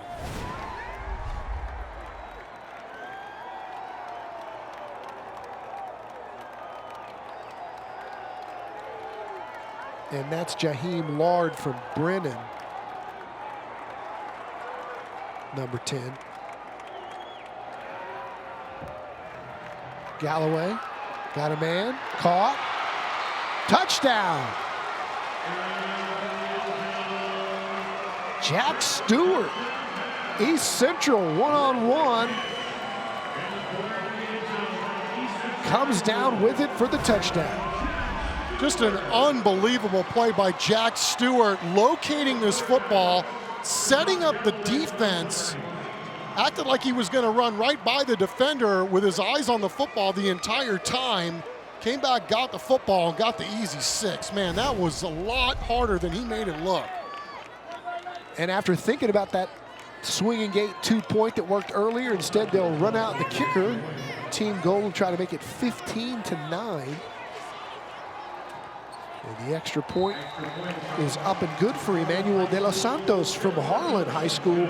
And it's 15-9, Team Gold back in front.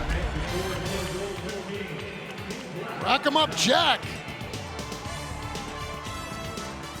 Nice job with the feet, Jack Stewart.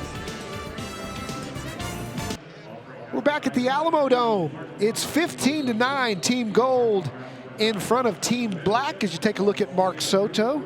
We've talked ad nauseum about the alumni from this game, and we're really proud to be joined in the booth right now by Ramon Richards, pride of Brackenridge High School. Yes, sir. Who is joining us in the booth after a great career at Oklahoma State in the NFL. Welcome back to town, man. Thank you. I appreciate the welcome. It feels good to be back. Flew all the way in from Los Angeles just to see the All-Star game? I did, yes. I came, honestly, I just came wanting to see Chuck. I had to come see him, give him a hug. Yeah, and then secondly, I came to see the All-Star game. I try to come to this game every year. I played in this game a couple years ago. I love to see the talent. So I'm excited. And there's a good kick return going on right now. They're making some noise. What do you remember most about this game and playing in it, the honor of being in it and playing in it? If I can be completely honest, I remember somebody caught a touchdown on me. That's what I remember about this game. No, but honestly, another thing was just being out there and a lot of my classmates and my friends and family out here watching me. It felt real good to play in this stadium. The first time playing in a stadium of this magnitude, it just feels good. You feel like an all-star. Ramon, you talk about your career playing football. I mean, what were some of the memories that you had, not only when you were with the Los Angeles Rams, but also playing north of the border as well, right? Oh, yes. I spent the last year in Canada. That was a completely different vibe. Wow. Okay, I like it. No, I love it. One of my greatest memories, though, I have two of them. College ball, I caught a game-winning interception against UT. My mama was there. It was an amazing feeling. And then when I got my first NFL interception, my first NFL interception was amazing. I just remember walking around after the ball game thinking, geez, that guy Ramon's got really good hair. Me? Oh, hold on, let me. It's undeniable. I'm glad you can recognize it. Oh my God. Big hit there. I always thought of Ramon as San Antonio's Terrence Trent D'Arby, but you're not gonna. No, he's a little too old for you to remember. I'm more like San Antonio's Milli Vanilli. There you go. He was a better looking version of Milli Vanilli. Yeah, exactly. You're gonna have to Google him. Exactly. Don, I know you know. I mean, anytime you're around Ramon, you can't help but put a smile on your face. And as we see a deep ball down the field, and oh my God. Woo! These DBs the ball. Oh, hit the interception. Oh, then he gritty. These DBs are balling today. What is that, 5 interceptions on the day? We just got athletes making plays all over the field. Oh, yeah. Oh, yeah. Oscar Reese from Lee High School. Oscar Reese. I got to hit him up on Instagram. I'm going to train him here pretty soon. I got to catch him. Go back to that Okie State interception to beat UT. Tell me about the game and the play. It was about 138 degrees outside. It was great. It was overtime. And I just remember just catching the ball in the back of the end zone, and my teammates smothered me. That's all I remember. And then my mom, Coach Hall was there. Just everybody in my supporting cast was there. It was an amazing feeling for sure. Some of these kids will go through the recruiting process that you had to go through. Mm-hmm. Others won't. They won't see many offers. But what would you tell a kid who's not hearing a lot of people knocking on their door, but they think they love the game so much they may want to go somewhere and play? What did you see as a scholarship player at Oklahoma State of guys that may have had success that when they first got there, they weren't expected to? Yeah, I mean, even past Oklahoma State, being in NFL, I've played with guys. Everyone didn't go D1. I played with guys who went JUCOs, D2s, D3s, walk-ons like that. So I just told a young guy today, just because you're going JUCO or D1 or D2, have pride in that. Be proud of yourself and just keep moving forward. It's about your perception. It's not about the situation that you're in. If you just believe and you work hard and you go with an intention to be great, I think you can do great things regardless of where you go. And I've seen guys do it. What's going on in your life right now, man? Man, I just retired from professional football. I'm about to bring something great to San Antonio here in a bit. I have intentions on launching my own training facility soon here in San Antonio, where I'm personally training guys and giving them elite pro experience that I've had over my pro career. I imagine that the things that you've learned along your path at Oklahoma State in the NFL from strength coaches, from trainers, is very valuable to a kid who just may want to make a varsity team. Yes. And here he is going to be doing the drills that they're doing in the NFL. Yes, that's exactly what I'm about to do. Not only the drills, the training, the treatment, the recovery process, the physical therapy, the mental aspect. Just teaching these guys how to maneuver and how to grow with an athlete at a more efficient rate. Just show these guys the way, show these guys the pro mentality. And that's what I want these guys to have. What I had at 22 years old, I want these guys to have at 14 and 15 years old. All right, stick around, man. With your personality, we're going to let you do some play-by-play. Oh, let's do it. In the fourth quarter. Ramon Richards, the pride of Breckenridge High School in San Antonio, going to stay with us as we come back to the Alamodome for fourth quarter action. Yes, sir. Fly high, baby.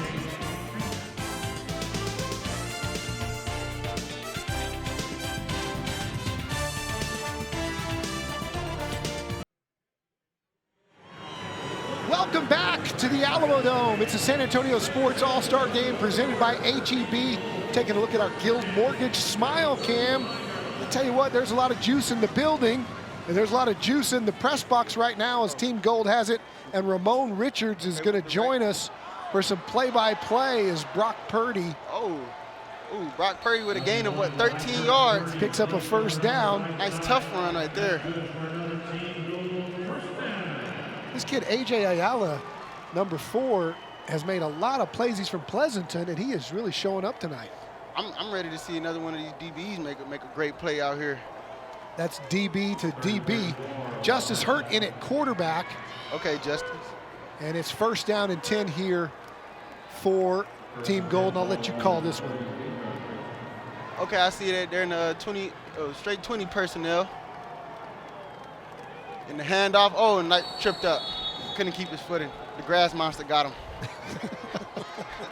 Got to watch out for the turf monsters. Malachi Lane tripped up, playing some running back. He's an outside linebacker at Smithson Valley as Ricky Locke signals in the next play for Justice Hurt. And Justice is in there calling it. I see a Hail Mary coming. I don't know. We can predict it. On second down? I'm predicting Hail Mary. Okay. He sends 2 receivers to his left. Full backfield here for Hurt. Okay, let's see. Your call. Let's see. Oh, same play. They like what they saw. Nice tough run, about a 7-yard gain from Malachi. Malachi, again, 6'2", 204, linebacker. Linebackers like to carry the football, though, right? I see. In an all-star game. You got to be able to play both ways. That sets up third down and about 8. It looks like they're putting in the fast guys with a substitution here. Oh, yeah, 4 receiver personnel. Third and 8, they need to go for the sticks. See them going over the middle. Third down. Nice cover 4 look. Oh, and they are swarming to the ball. A delayed draw there. They are swarming to the ball. Ernest Davila, and it went anywhere. They didn't fool anybody on a draw there. They didn't. They did not. I'm learning this thing. I'm going to catch it. Oh, Manuel Garcia with the tackle. Yes, sir. That didn't fool anybody. So, into punt. In the punt is Matthew Gibbons. Matthew Gibbons back to punt and to receive the punt. Let's see what he has. See what a fair catch. Fair catch over at the 19-yard line. All right. I'll have fast eyes. Ramon Richards sticking with us in the booth. It's gold 15, black 9. 9:30 to play here. We've still got the deciding part of this football game in the balance. We're coming back on the CW35.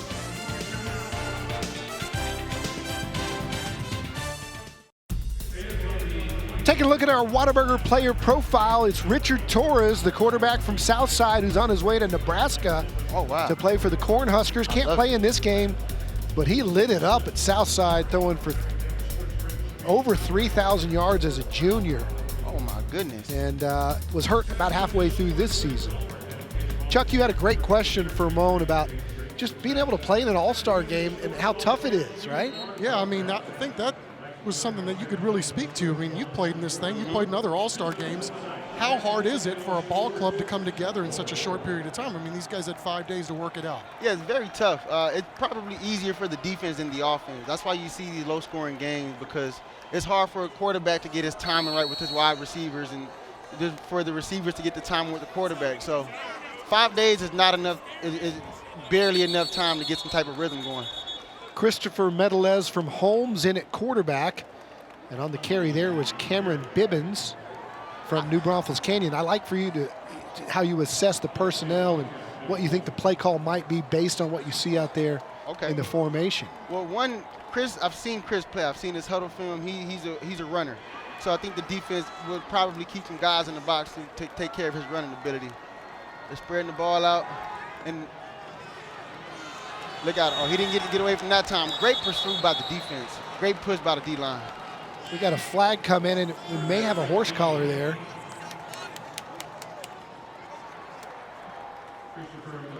Oh, let's see it. All right. I am ready. We are going to show as they sort out this. I believe it's a horse collar. Here's all the interceptions today. Which one's the most Richards like? Okay, yeah, that was a flat player right there. He just read the 3-step and went and got it. Great deep middle field safety right there. I like that play. Way to high point the ball. This might be my favorite here. The way he just went up and attacked it one-on-one. And then they get the celebration. Watch the gritty. Sweet feet, sweet toe with the red cleats on. I think I like his the best. I mean, that's textbook too, right? I mean, he sealed that receiver off pretty well, right? Yeah, the way he did it, I just love the way he attacked the ball. He got his head around, stacked the receiver, and went up and got it. Those are the kind of plays you see on Sundays. Blitz coming. Roll out to the right. Get rid of it. Get rid of it. Oh. Speaking of that, from a technical standpoint, how good is Trayvon Diggs? Is it just more natural ability than anybody else? I think what people don't realize is Trayvon Diggs played wide receiver at Alabama. He didn't play cornerback, I think, until his later years in Alabama. He started off as a wide receiver, so he has the wide receiver skills and the abilities. When the ball is in this area, he's going to make the best of it. He's going to catch every ball. He doesn't drop many passes. He gets beat like every other corner would, but he makes up for it with interceptions for sure. I love his game. Another wobbler as it takes a team black bounce. It'll roll back up on him, down it, right there near the 40-yard line. We're going to take a break. Team Gold up 15-9 after just a 24-yard punt. 8:14 to go here in the Alamodome.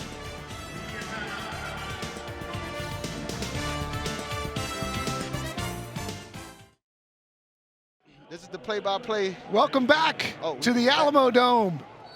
Ramon Richards joining us in the booth as you take a look at our Ancira smile cam. Lots of smiles in the stands. Man, not even paying attention. Oh, here we go. Oh, deep ball. Oh, great defensive play. These DBs are playing outstanding. Oh, then he went and rocked the cradle. These DBs are playing outstanding today. That was Levon Williams out of Roosevelt. Levon, that was a great play. Ramon, tell people too, I mean, I know you're going to start some stuff up here in San Antonio, and I mean, for those people that know you, even if you're having a bad day, nobody would know it. You have an infectious personality, and you make wherever you go better. Tell us how you think that's going to help coaching the younger guys as they come up. Yeah, so my intention is to launch a training facility that just gives these guys experience at their age that it took me years to gain. And, oh, great break. Yeah, I want to give these guys the pro experience that I learned at age 22, 23. I want these guys to learn that at age 13, 14, 15, so that these guys are more prepared at the next level than I was. And I think a lot of these guys, they have the talent and the ability, but it's always great to get an extra leg up, you know? As much as you played college football, pro football, there's something special about Texas high school football. Yes. When you think back of your best memories at Brack and the coaches that coached you, what comes to mind that kind of made you the person you are today? The year we beat Alamo Heights in the playoffs. That was the first time I ever cried on the football field, man. It was a very emotional game. Oh my gosh. Oh, get you another one. Oh, it was crazy. Flag, T.I. It was crazy. I feel like that game was won for SISD. It was won for the city, and it wasn't just a Breckenridge win. I feel like that was a win for the inner city as a whole. I feel like everyone took pride in that win. And but it's because of that win that, you know, I think I was able to go to new heights in my career, and I'm able to come back to San Antonio and still have love. Defense, number 14. So there's something 15 yards from the previous spot, automatic, first down. All right, so a first down as Team Gold tries to put this away here. So there is something for that chip on the shoulder of SAISD when it comes to playing the North Side schools. Man, it is. I'm one North Side school that I played against, and they got us both years was Brennan, man. They great team. They go deep in the playoffs every year, but I wish I would have gotten them at least once. I'm still really good friends with Derek Roberson, and we talk every now and again. He has that bragging right on me, so he can always talk about those 2 wins over me. Fantastic career for him as well. As he's still playing in Tennessee Titans. He's making great plays out there too. Riker Purdy brought down in the backfield. And oh, look at the celebration. Guys starting to loosen up. They must know that you're up here and they're trying to impress you. Yeah, I see. I'm at the reward whoever has the best celebration out here with a little gift at the end of the game. Yeah, but when you were that age, you were the quarterback. See, what's crazy, I was the quarterback. I played defensive back in this game, man. That was my first time playing defensive back for a full game. No kidding. I did, and I got beat twice. I got scored on. I got beat for a post. So my career does not reflect that game. that was a crazy. Oh, that was the Justin Stockton game? Yes, when we didn't get a chance to go on offense because he scored like 5 times. Did he score like 3 kick returns? Or honestly, I think it was 5. I really believe it was 5. He was a man among boys that day. It was crazy. Then I played against him at Texas Tech the next 3 to 4 years. Yeah. We're taking a break. We'll be back. Wrap this one up. 6:30 to go here. Team Gold with the football. I like this.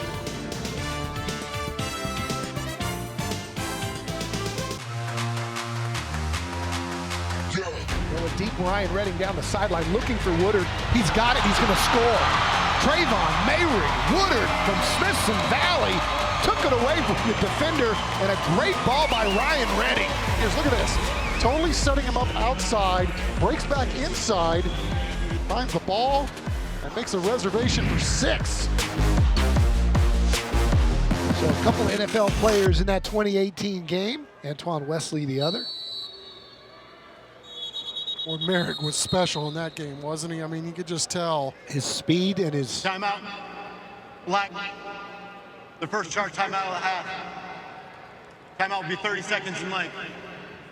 As we take a timeout, we'll stick here. But yeah, he not only his speed, but his size and his motor, you could tell he was a different level. Yeah, I mean, whether it was offense or defense, obviously he's making his living at the professional level as a second-round draft pick, a very high second-round draft pick of the Las Vegas Raiders, who traded up to get him. And he's basically been one of their starting safeties all season long on a team that's pretty darn good.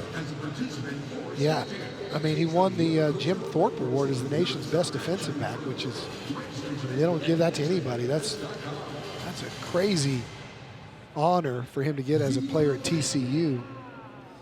And you hear just anybody that knows that young man too, you got an even better guy than you do football player, and that's really saying a lot. So we got trips to the right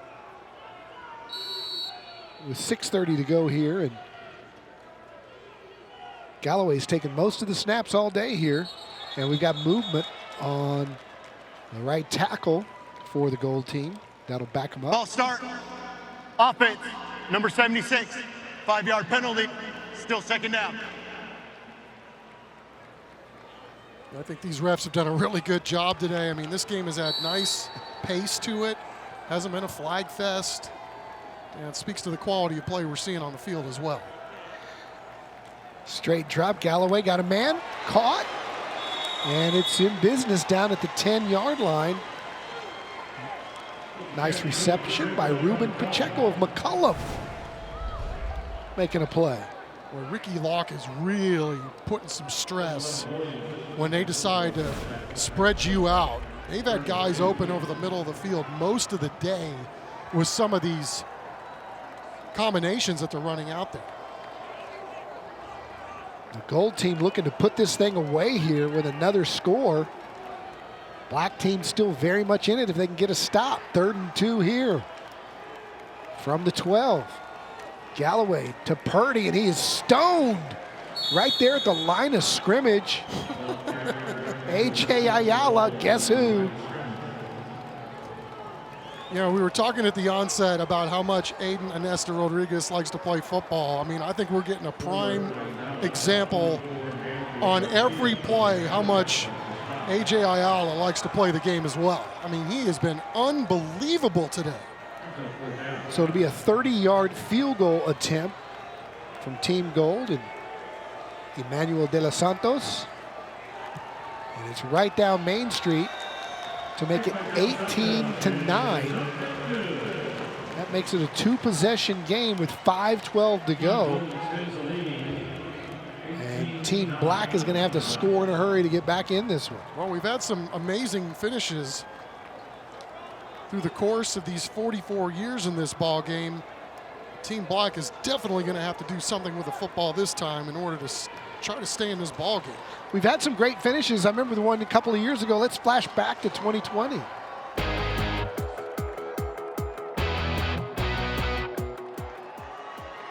he is.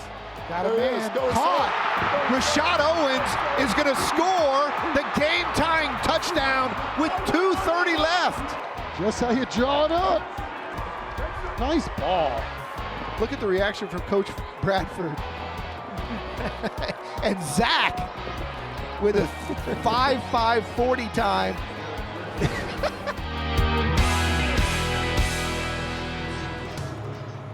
And Ramon Richards not here to see his guy Rashad Owens from the Oklahoma State Cowboys. He would have probably enjoyed that. He's coming back. He's got some other obligations around the building, but he's like, I want to come back and finish the game with you guys. He is truly the Pied Piper and probably always will be. Short kick taken by Team Black. Uh-oh. Just one or two steps away from what could have been a big play there. Tell you what, one of the most athletic plays we've seen today is that field judge over there dodging guys on the sideline. Miles Curry on the return there.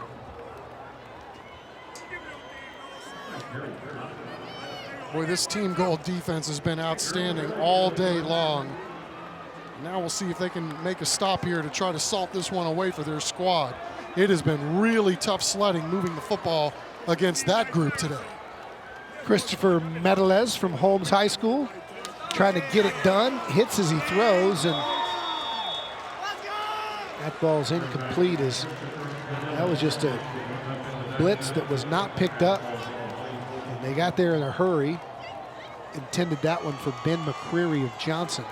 Been sending guys from all over the place. Makes it hard to get a read on exactly what Team Gold is doing from snap to snap. Walker Cunningham from Cole applying the pressure. Medelez ball's tipped and caught. Cortez on the reception.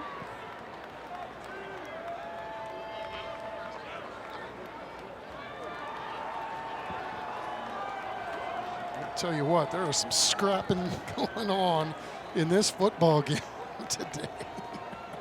You don't think you're going to see that in an all-star game, but man, it's been rough and tough down there.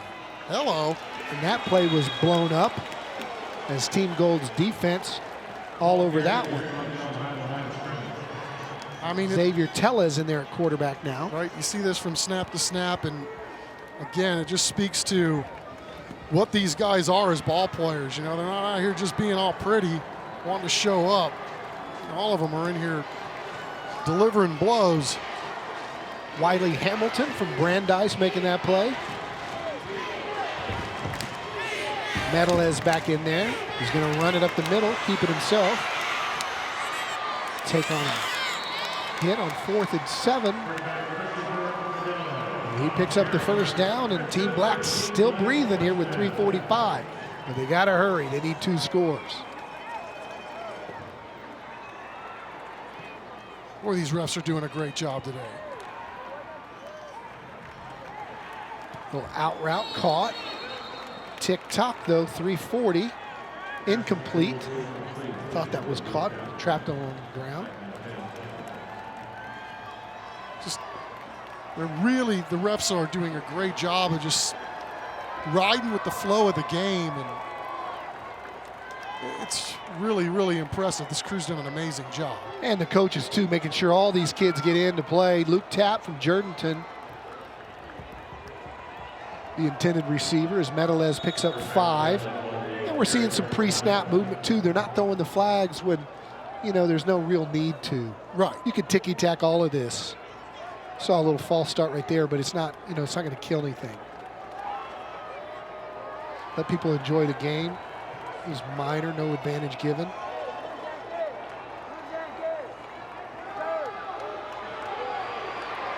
And sacked. The Gold team again getting good pressure. Big number 99 in there for Team Gold. That's Corey Wilkerson from Southside. Just the discipline of this defensive line. I mean, they're staying in their lanes. They're not rushing too far upfield. Nobody's playing for themselves. You know, it's easy. You're at this point in the ball game. You want to make a big play, but, you know, the outside guys allowing the inside guys to come in and do the dirty. Medelez, last chance. And he threw it over the head of his intended receiver. That ball will go over and downs, and that will be the ball game. Pretty much with 1 first down maybe for Team Gold. Well, this has just been an unbelievable performance by this Gold defense from start to finish. I mean, save for one drive for Team Black, they have been spectacular as a unit. You know, Team Black's defense hasn't been that bad either. It's just Gold's been really, really fantastic.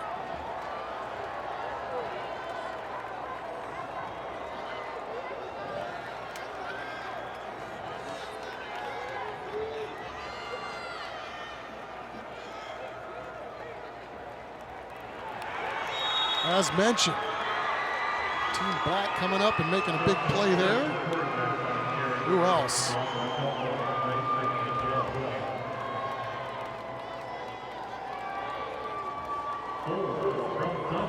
If Team Black were to win this football game, Mr. Ayala would be making a very strong statement for MVP. He has been absolutely unbelievable and perhaps the best player on the field regardless, win or lose. He's got my vote.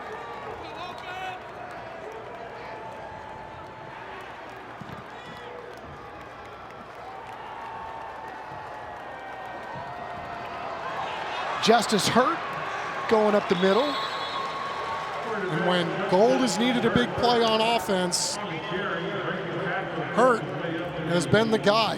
Whether it was something like that with his feet, he also made some really big throws on their touchdown drive and done a very good job for the most part of managing this offense when he's been on the football field.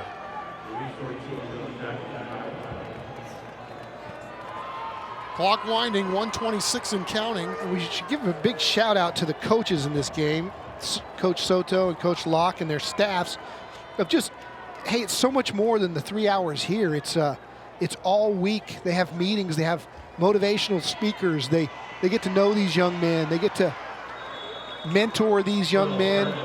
And it's such a, bonding experience between all the players too. Like Ramon said, he still remembers playing in this game and the guys he played against, and they still stay in contact, and they're 30 years old. And it's just, it's really a cool thing that George Pasterchick, and I remember Frank Martin from Kids Sports Network was so involved in this game back in the 80s and 90s. And it was usually played on a Saturday night on a grass field somewhere, sometimes St. Gerard, sometimes Northeast Stadium. He kind of moved around. And I remember Mike Hernandez, our former meteorologist, his nephew got some, I think it was Henderson, Kansas, JUCO. Kid never thought he would go to college. Got to play linebacker there. And played at Harlandale High School or somewhere.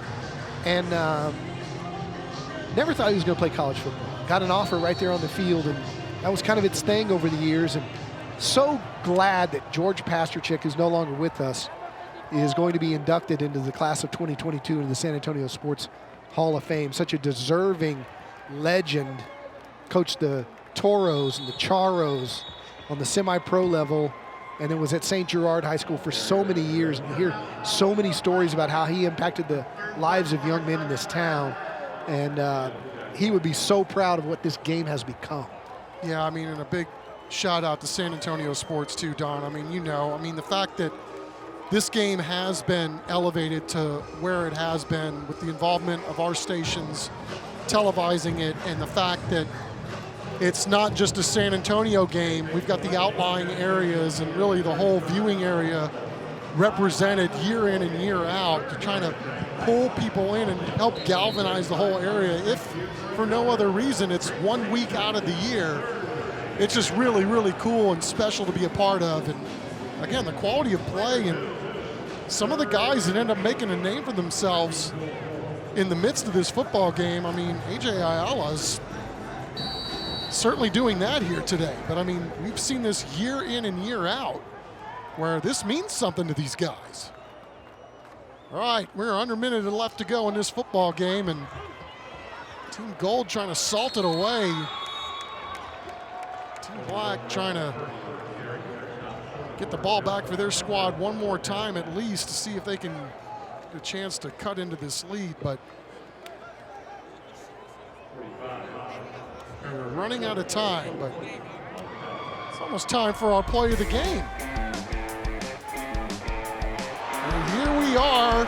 We've seen it all day long from the defenses in this game, and for Team Gold, what an unbelievable play we had there for an interception, and another interception by the young man from Wagner, saving his best moves for last. Multiple entries, too close to call for our play of the game.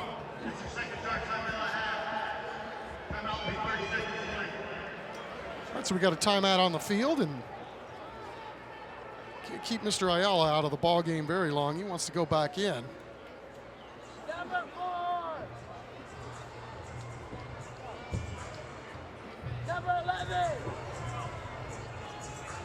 And while we're talking about high school football, you can't do anything without mentioning our high school bands and all of the other groups get to participate on game night. And this year, we are happy to announce that the winner of our Children's Hospital of San Antonio band grant is none other than the Taft Raiders High School Band. So congratulations to those kids for pulling down that sizable check this season in 2021. And Ramon joining us just in the nick of time, man. Help me finish out the rest of this game while we've got Don Harris making his way down onto the field for the trophy presentations. Team Gold's going deep.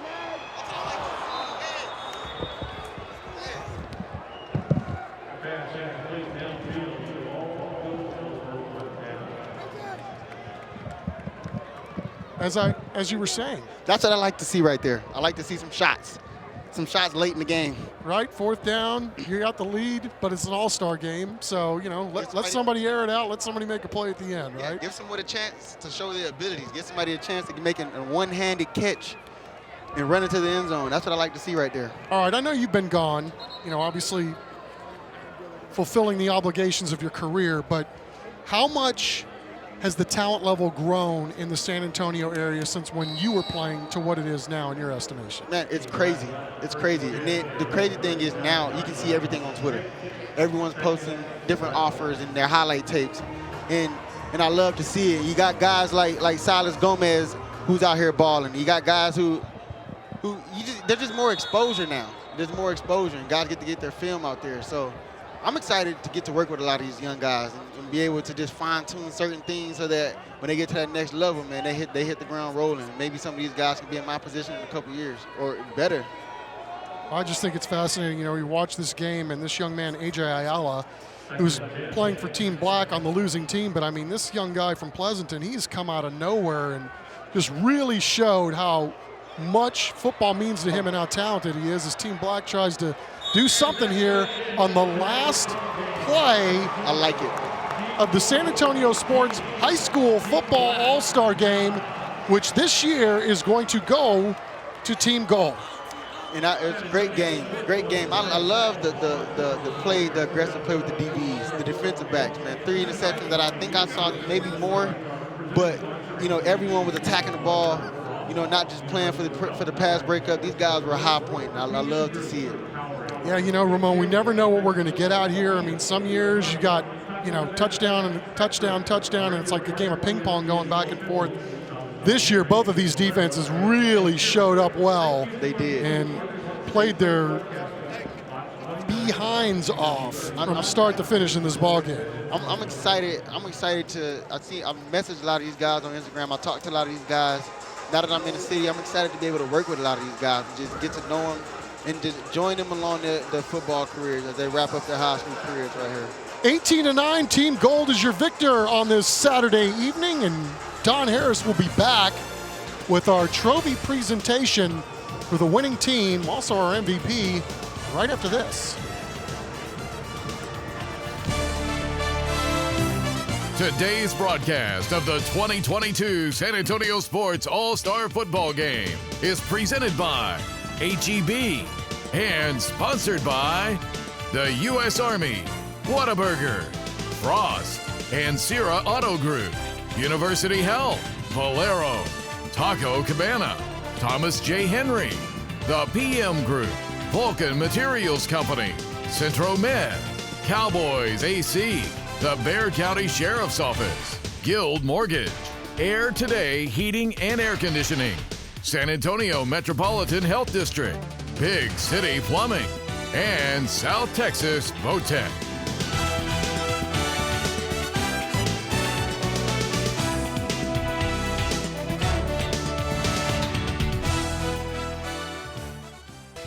Welcome to the San Antonio Sports All-Star Football Game presented by HEB Postgame Show. Well, if you like Smash Mouth football, the Alamodome was the place to be for the San Antonio Sports High School Football All-Star Game presented by HEB. The Gold takes this one 18-9, and it's now time for our post-game presentation. Welcome back to the Alamodome, where Team Gold is the winner today. Did you guys have a good time out here today? This is the 44th annual San Antonio Sports All-Star Game, and I got to tell you, I've been doing them for quite a while, and this is the best crowd I think we've ever heard. You guys were intense.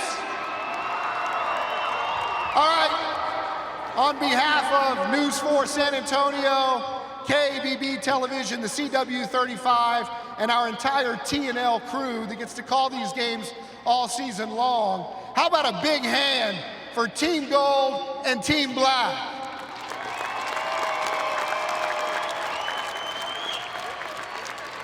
Now, I don't know how many of you are old enough to remember Super Bowl V. It was a long time ago.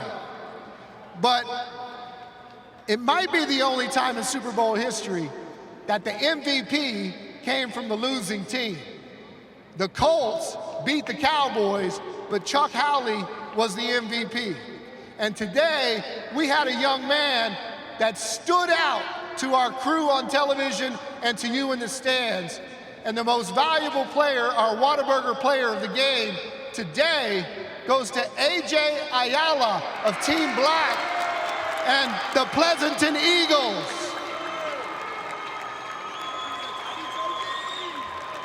A.J. had that first tackle for a sack, for a safety. He had another sack, and by our calculations, he had 10 to 12 tackles on the game. He was everywhere. A.J., representing Pleasanton, Texas, how does that feel? Feels good. Biggest achievement I've ever had. I just want to thank everybody for coming. Go Eagles. Any Pleasanton people in the house? All right, congratulations, A.J. Ayala. Our winning trophy goes to Team Gold and Coach Ricky Locke from Southside.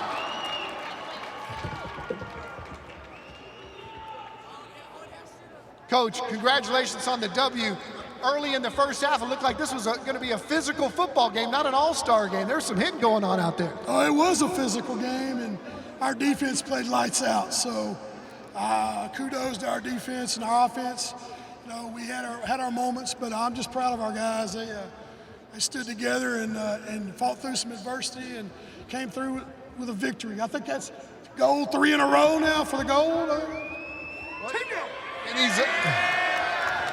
In these all-star games, you don't have a lot of time to put stuff in, but you had enough time to put a fake punt in. Yeah, and thank goodness Hurt took off to the sideline and got the first down. Good job, Justice.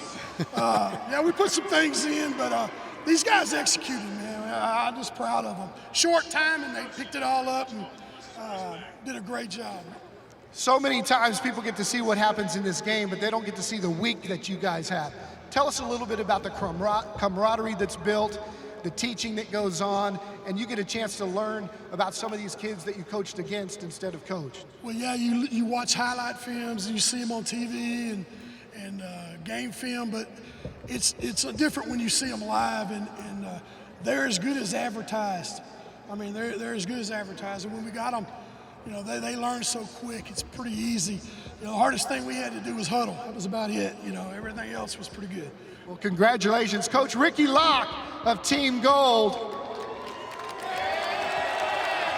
And I'm going to bring in Coach Mark Soto of Team Black for just a moment, fellas, because you got a chance to coach these guys all week too, and you got a great story. And what people don't really realize about this game and George Pasterchick and the legacy of George Pasterchick, who was so involved in this game for 30 years, and how this game has developed over the last 44 years. Real quick, tell your story about being a player in this game and what it meant to your life to get a scholarship right on the field. Well, back in 1991, I was playing in this game. It was a practice day. Coach Pasterchick called us up in the middle of the field, and a recruiter from Missouri Valley College walked up. Pasterchick put his arm around me, and he put his arm around the coach, and we walked from the 50 to the goal line. By the time we finished, he had told him about my whole career, and Coach Pasterchick got me a scholarship to go to Missouri Valley College, and if I don't go to that school, get an education, I'm not here coaching in this all-star game today. So it's come full circle. To work with these boys right here has been amazing. It's meant that much to you, and I'm sure to hundreds, if not thousands, of San Antonio kids over the years. Without doubt, we had some coaches out at both practices. I know we had Texas A&M Kingsville, McMurray out there. Just great to see those coaches come out and let these kids showcase what they can do. Thank you so much, Coach Mark Soto. Again, give it up for Team Black and your 2022 All-Star Game champions, Team Gold! Chuck, we'll send it back to you in the studio, upstairs. Great job, Don, as always. All right, folks, we had a heck of a ball game here today. We're going to come back with more right after this.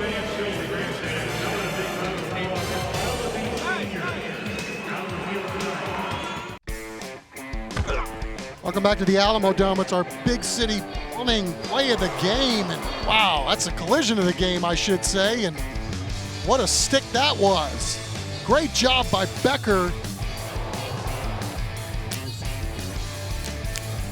Seen some other blows in this ball game. Was all day long, and that's our big city plumbing collision of the ball game. All right, a lot of action in this one. A lot of defensive plays in this ball game all day long, start to finish by both teams. And we had some really big plays early from Team Black that kind of set the tone for these defenses all day long. There's our MVP, Ayala, scoring 2 of his team's 9 points. Got the throwdown, got the safety. Team Gold equal to the task. They were really good up front. Miguel Becker from Madison High School with a pick in the flat. That led to Team Gold's first score of the day, but the young man from New Braunfels who scored. They got the 2-point conversion, give themselves the lead, and then one of the most incredible plays that we saw all day was off a deflection. Green making a play from Canyon Lake. Kind of opened up the scoring there as we finally got some offense in this ball game. Great little play right there, pass and catch to round out our scoring. 18-9 in favor of Team Gold on this Saturday evening. What a ball game between these two teams, and I had no idea that Team Gold's actually got a 3-game winning streak. Coach Locke throwing it down after the game. It'll set the stage for next year to see if Team Black can get in there and get the victory. During the game, at halftime, we brought you some of the kids that were showcased during the course of the season over on Maximum Sports and News 4 for our Beyond the Game segment. Kids from middle school and high school, athletes from all over the area that are giving back to their community in all kinds of positive ways. It's kind of cool to have a lot of them out here for a group picture. And Chuck, I'd be remiss if we didn't bring up the job that Chris Kotfus does with Beyond the Game. We talk about him during TNL all the time, along with all the guys that make this crew so great. Brian Watts and his crew of photographers. But Chris not only produces these TNL games in this show, he does those Beyond the Games features that really showcase all the good things that these teams are doing in the community. And he works real hard on them all week long, and we're able to showcase them on the weekends on our TV stations. And so hats off to Russ Bookbinder and San Antonio Sports for the initiative, and athletic directors like Stan Lang at Northside, who was one of the the first pioneers of the Beyond the Game concept, and now it is spread like wildfire through the entire city. And we're seeing so many people paying it forward and doing good in their communities and helping all over town, including the food bank and other initiatives. It's so great. And Chris, we really appreciate what you do for the Beyond the Game program. Yeah, it's been really cool. The whole season, Don, what's great too is, Dean Radlaw, our general manager, comes up with a schedule each and every year and makes it a point to try to move the game around, get to some places that we haven't necessarily gotten to, and, really spread the wealth, all while keeping in mind to have as dynamic a schedule and as competitive a schedule as you could possibly come up with. And I know we say it every year, it seems like one year outdoes the last year, and this was just a fantastic season start to finish. And this is I got to tell you, we've been doing this a while. This is a unique scene today. There's an energy in this building that I haven't seen before. It was there the entire game as they were chanting Team Gold against Team Black. Kids are sticking around to get autographs, and both teams, win or lose, are sticking around to have a lot of good times. And I, can see this just getting much better in the future. Partner, we're going to do it again next fall. Let's do it. It's going to be fun. For Chuck McIntyre, for Zach Hedrick, who couldn't be here today, for Chris Kotfus and Brian Watts and the entire TNL team, for Dean Radlaw and everybody back at our family of stations here at Sinclair San Antonio. It's been one heck of a season for TNL and the San Antonio Sports All-Star Game. We can't wait to bring you 2022 Thursday Night Lights. Good night from the Alamodome.